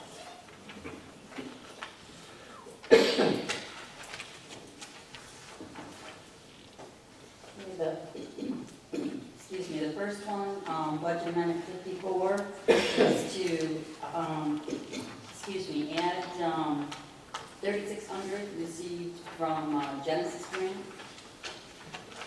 It's the budget for an additional 3,600. Always nice to receive money. You got that right? So I hear a motion that we approve the adjustments to the Genesis grant for 2016, 2017. So moved. Second. Motion's been made and seconded. Discussion? Hearing none. All those in favor say aye. Aye. Okay. Budget amendment 55 is to reallocate funds from benefits and workers' compensation to personnel, and it's to basically budget for offset. This is cooperative extension. Okay, this is okay. Do I hear a motion? So moved. Second. Motion's been made and seconded. Discussion? Hearing none. All those in favor say aye. Just trying to clear up our budget for the end of the year. Yes, ma'am. Okay? Budget amendment 56, this is the $326,449 that we're moving from the sales tax Article 44 to the school capital reserve. Because we're going to create a kind of sinking fund. Specific account for that, so that the revenue for the Article 44 and the expenses will all be derivative of that specific account. Okay? And we're talking about sinking fund, and with these, just a clarification, is this line item, is it going to be assigned, we're going to call these assigned funds, just those? It's called the School Capital Reserve Fund, and money in the budget you just approved from the Article 44 will go directly into this. It's reserved. Right. Yeah. Be clear. I move that we approve budget revision 56. Second. Motion's been made and second. Discussion? Hearing none. All those in favor say aye. Budget amendment 57, this is from the water department, and it's to move $56,750 to capital reserve, and it was to reallocate for a system expansion for contract and drilling a new well. I move that we approve budget revision 57. Second. Okay, motion made and second. Discussion? Hearing none. All those in favor say aye. Okay, next one is budget number 58. This is to reallocate from general fund balance, BikeQuest fees to BikeQuest equipment repair to purchase a new climb mill for the community center. Okay, and we have holding funds for right many years now, so. Correct. So, Natalie, if I may, fees collected for this specifically? This was from the fees that were collected when BikeQuest, when the community center was under the county's control, and fees for people who used the exercise room. They paid a fee to BikeQuest, they then gave the money to the county. When this community center went under the school system control, the county kept that money and said it was going to be earmarked to replace equipment in that road. Ms. Hopline, down here it says equipment repairs. At the top it says purchase, I believe. Repair. Well, that's the name of the line. That's the name Oh, of is the that line. right? Okay. All right. I'll make a motion that we approve revision 58. Second that motion, Madam Chairman. Okay, motion's been made and seconded. Discussion? All those in favor say aye. Okay, number 59, it was on our desk this morning when we came in. Budget amendment 59 is from the sheriff's department, and it's to reallocate funds from planning and zoning to Ian's share of salaries to cover shortfalls in the Gates County Sheriff Office budget. I make a motion to approve budget revision number 59. Second. Okay, motion's been made and second. I just asked, I see it's professional service for board and inmates and all, but up here in the explanation, you said reallocate from planning and zoning. Right, that's where the funds are coming from, where it says part salaries, regular, hospitalization, because there was no one in that position, there was money left over, so instead of taking it from general fund, we pulled it from that department. Just wanted to, Yeah, I have two number Now, 59. the one that totals 26,000 is the one that was in your chair, that is the correct one. This morning, the sheriff got a new bill, so it would have affected the budget that. It changed our numbers even more. okay, so this is the correct one. One This is is the correct 26,000. 26,000. Okay. Throw away the old bill. Okay, all those in favor, say aye. Aye. All those opposed? Okay, that was, any more? That'll do it. We should be, like, cleaned up aisle, but for, like, no, Should be. Thank you. okay. Okay, is there, Yes, ma'am. oh, yeah, there is. Number 11. Yeah, number 11, we have a letter from the Gatesville Fire Department. They have been awarded the American Farmers Growers Community Grant by Monsanto, $2,500. And they would like for us to let them, really, the money will pass through us. I think we did this last year for your fire department. And we're fortunate we've gotten it 2 years in a row, different departments, fire departments. What is the pleasure of the board? Chairman, I make a motion that we receive the funds that's been appropriated to the Gates Fire Department, Walter Fire Department, as requested. And I'll second that motion, Madam Chairman. Okay, motion's been made and properly second. Discussion?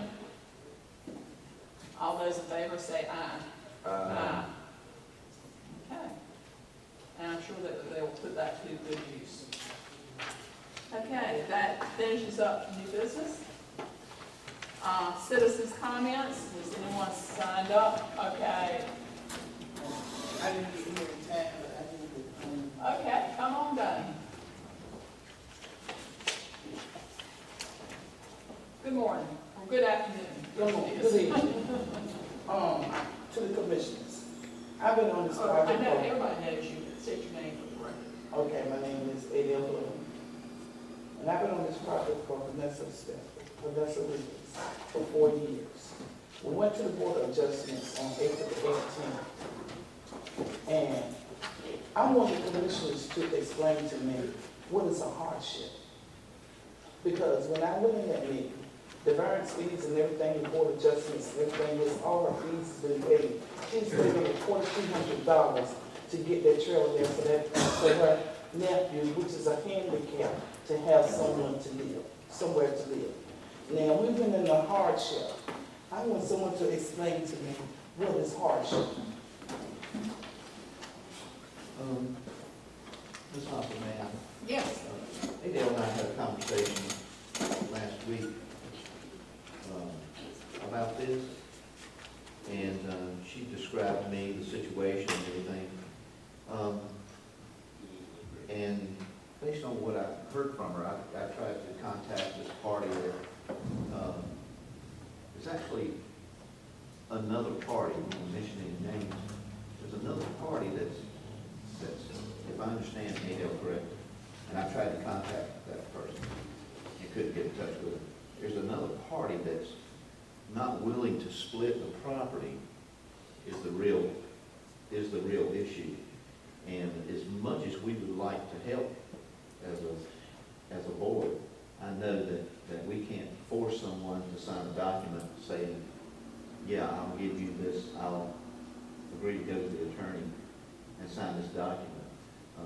And Adele, she showed me the paperwork. I saw the dates on it. I copied some stuff down. And she's done a lot of work to try and help this individual. But her real dilemma is not whether it's hardship or an exception. She's been approved. I saw the document that what she wants to happen over on Smith Road for this other individual is approved. Zoning has approved it. But there's just another party that is unwilling to go to the attorney's office and sign. It's jointly owned by two people. Right. Yes, But this is what has happened. They're saying that a new deed need to be drawn up, they're 175 feet road frontage. But what I'm saying is, now, if there's 175 feet road frontage, what was the purpose of me coming in for a hardship? I'm still not understanding, why did I have to come in on a hardship? There was never, we discussed, you completed it as a hardship case, but there is not under the Board of Adjustment an exception called hardship. You explained that it was a hardship to divide the property the other way and the living situations, but the Board of Adjustment made the decision that you had to abide by the current ordinance, which is 175 feet of road frontage. And that was what the Board of Adjustment, and Mr. Roundtree's here, he sits on the Board of Adjustment, and that was what they agreed to.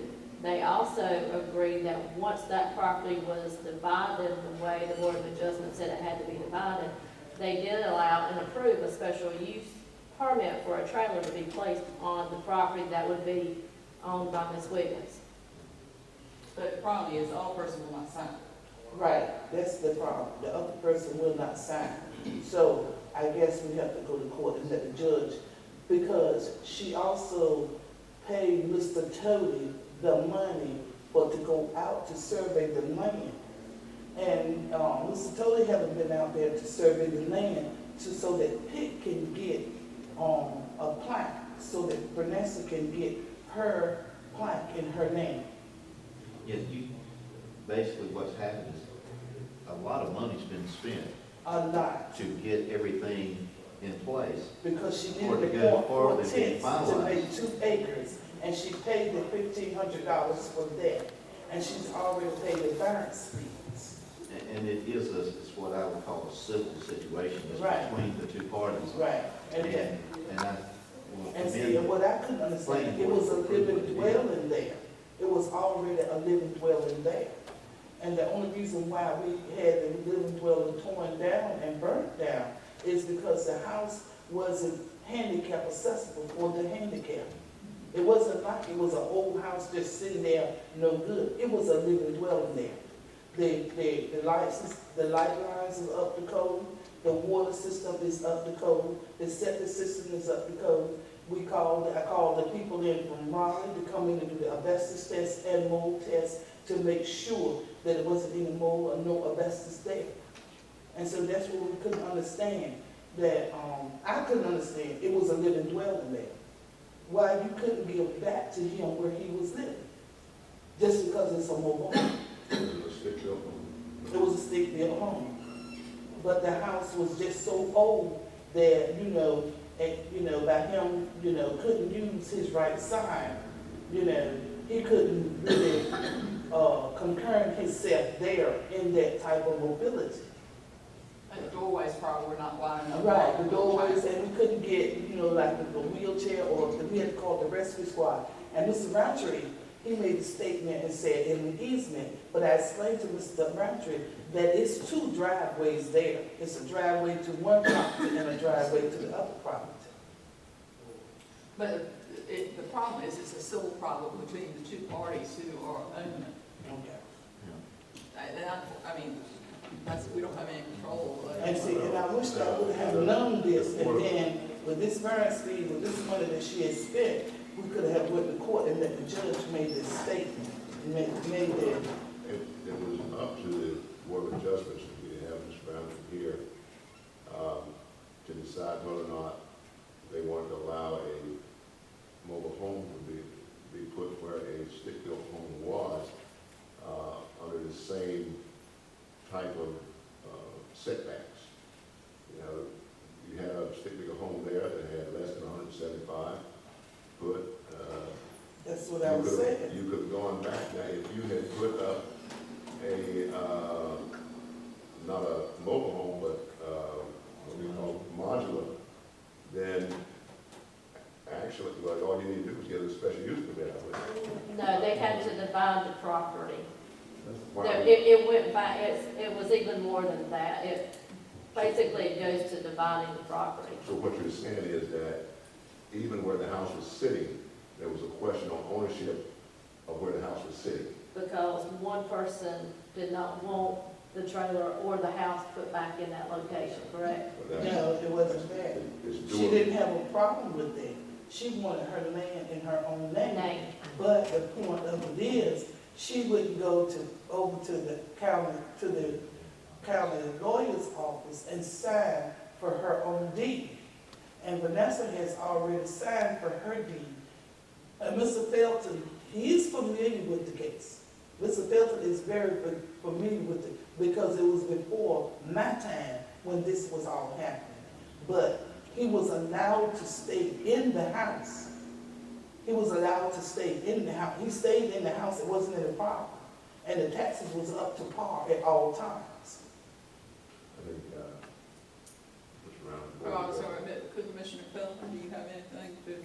No, I think what Jack said a while ago, that the county issued all the special use permits, the county's done everything they can do, the rest of it is, you can't force somebody to sign a deed if you don't want to. That's understandable.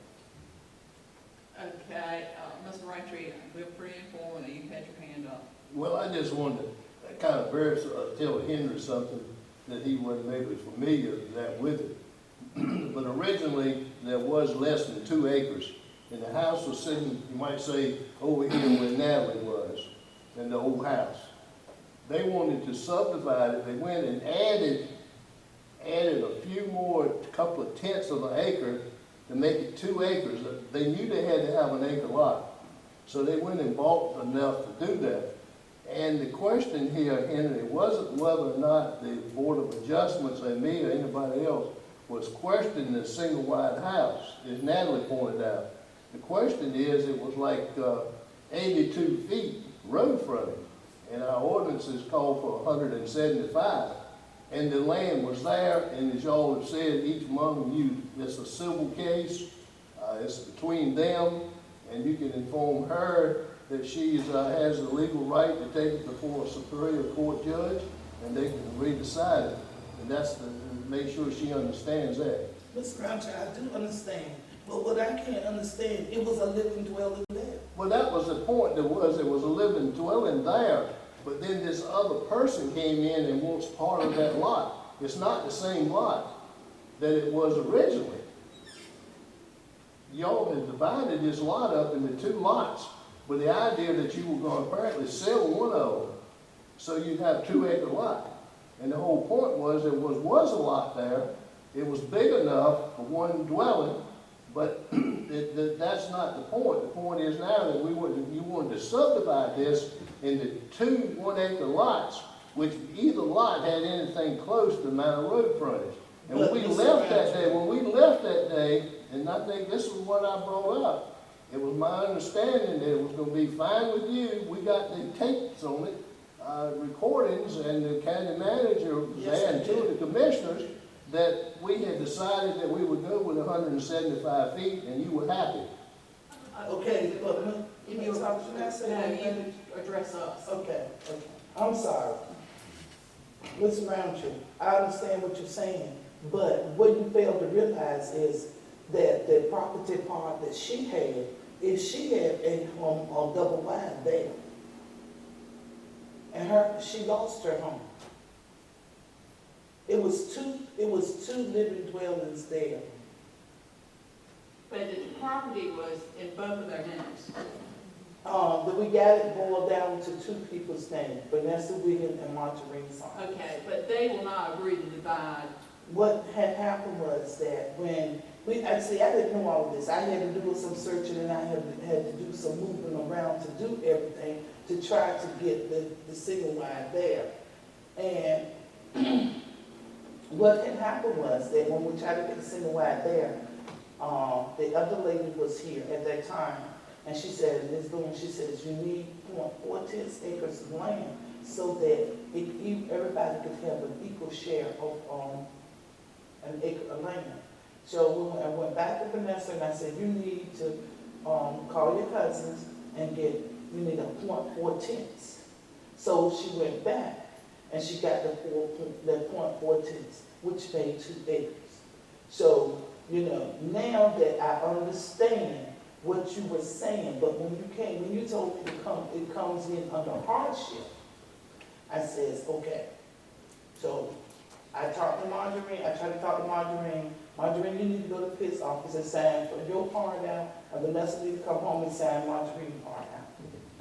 Nobody, Marjorie don't seem to want to comply with it. I understand, I appreciate you all listening to me, but it's out of your hands. The county has done all they can to help to get this young man there. So now we have to let the judge decide, and I appreciate it. It was aired property, It was Eric property, and it boiled down to 2 people. and one, they won't agree. Well, Vanessa is willing to sign Marjorie's part out, so that Marjorie can have her acre. But Marjorie is not Not willing. agreeing to sign her part out. Families can be tricky. So now it's left up to the judge. And the only thing Vanessa wanted to do was get her part surveyed from her. That's what we was trying to do. And I hope it works out. I do too. I hope it works for you. And I appreciate it, and the Board of Commissioners for trying to help me now that I have the understanding without anger and whatever else it is. Only thing I want to do is get this handicap boy in somewhere to live, because he just got flooded out, and we done moved him again, and we gotta find him somewhere to go. We might have to bring him to the Gates house. His aunt has spent money to get a house for him to live in. And that's all we're trying to do. We appreciate what you're trying to do for this effort. But like I say, families can be very tricky. Yes. Okay. Any additional comments from citizens? I'm a citizen. I would classify you as a citizen, Mr. Ranger.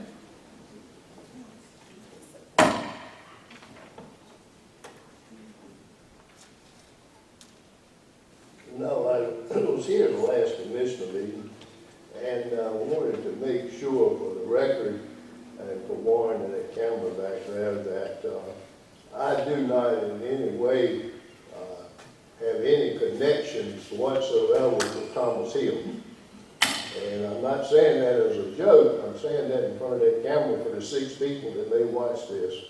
But I did want to verify 2 things. He did say that he was the chairman of the Republican Party in Gates County. I never doubted that. And also, if you go to his Facebook page, he says he is the official chairman of the Republican Party. So I don't know who the unofficial one is. But I think all 5 of you know this, and I won't elaborate on it, but you know, I'm not really afraid of cameras. But Thomas Hill went across the state, and if Linda and Jack thought he got on them hard, which he did, it was completely uncalled for, unprofessional.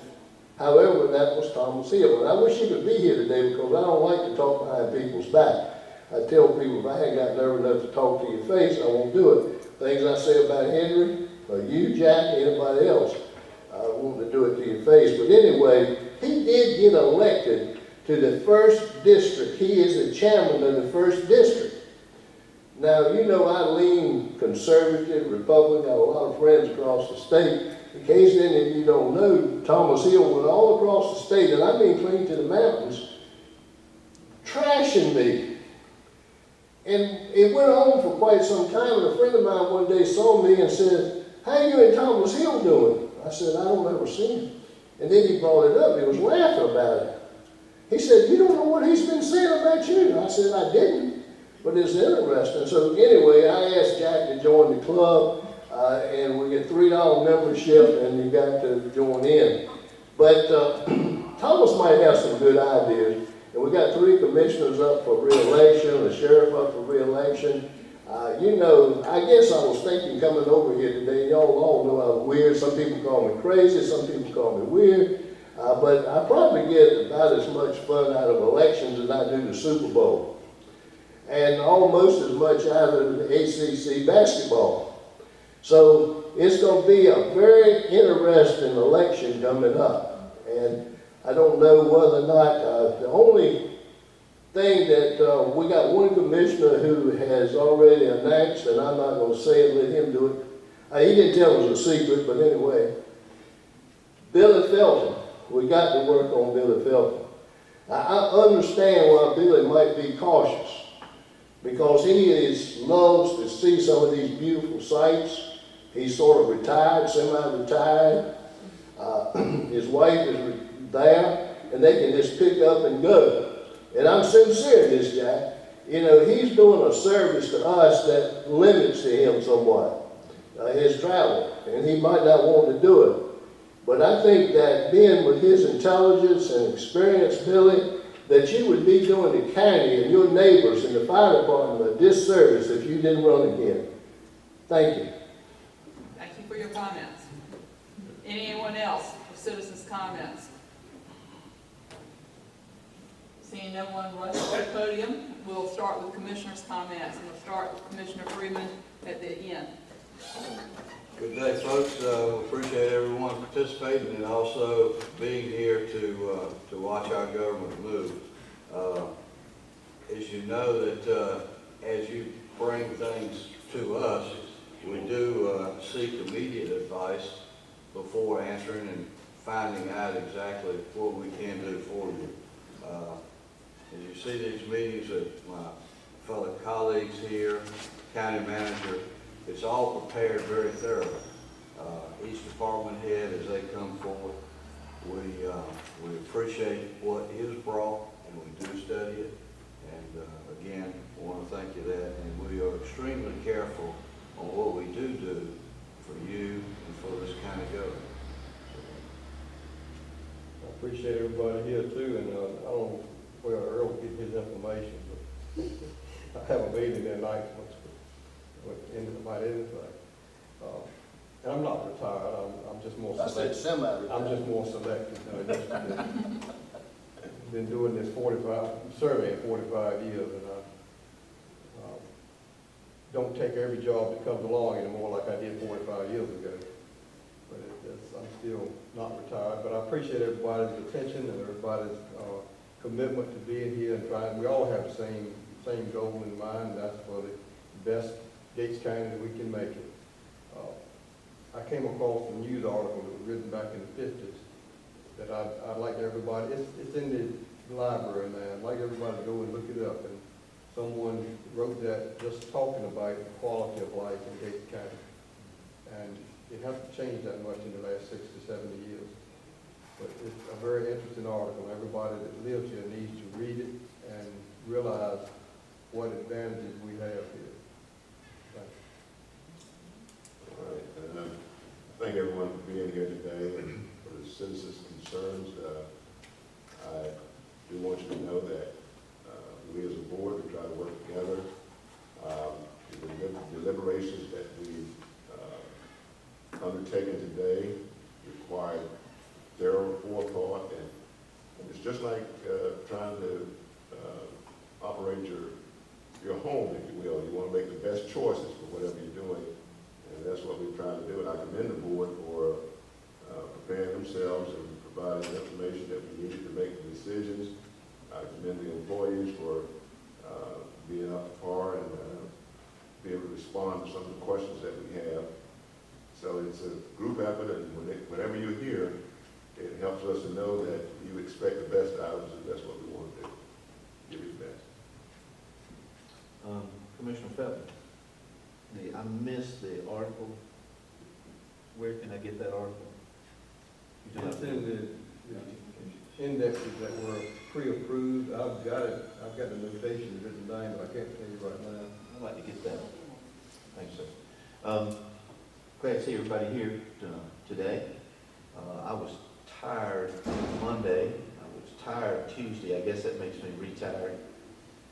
So, but anyway, I understand where Mr. Roundtree was coming from, and I enjoy serving the county, and I look forward to doing it in the future. My daughter graduated from UNC Chapel Hill on Mother's Day recently.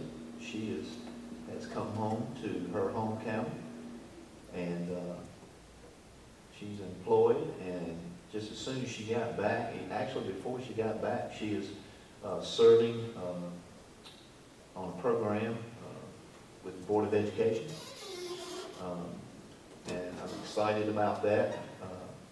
Went to a campaign meeting a couple of months ago, and she was home that particular day, and she wanted to go with me, so she went. So she's excited about doing things and serving Gates County, and she has a heart for helping people. So it's good to see one of your children and a county resident come home to serve. So I hope that many more citizens will consider doing that, coming back to the county. It's good to see everybody, and have a great week.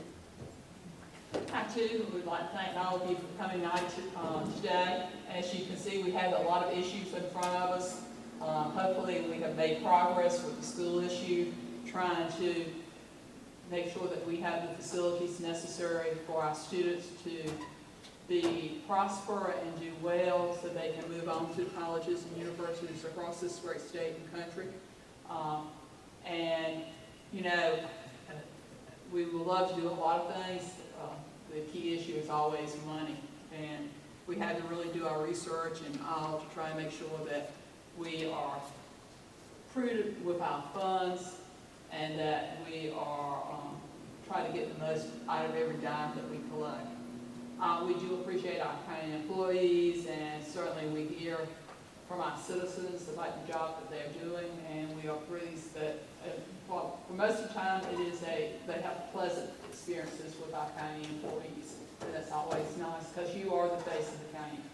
It's not us, it's you, because they deal with y'all on a regular basis. And I thank the board I serve with. I have enjoyed serving with y'all, and looking forward to continuing to serve with y'all as we try to make Gates County what it can be. Okay, at this time we will make a motion to go into closed session pursuant to North Carolina General Statute 143-318, 11 for legal and economic development matters. I'll make a motion that we go into closed session. Do I have a second? Motion's been made and second. All those in favor say aye. Aye. Okay, before we start, we'll take about a 10-minute break. Ms. Bell. Okay, this time I'll entertain a motion to come out of closed session. So moved. Second. Motion's been made and properly second. All those in favor say aye. Aye. I'll entertain a motion to adjourn. Madam Chair, I make a motion that we adjourn our officials meeting for June 7th, 2017. I'll second that motion, Madam Chair. A motion's been made and second. All those in favor say aye. Aye.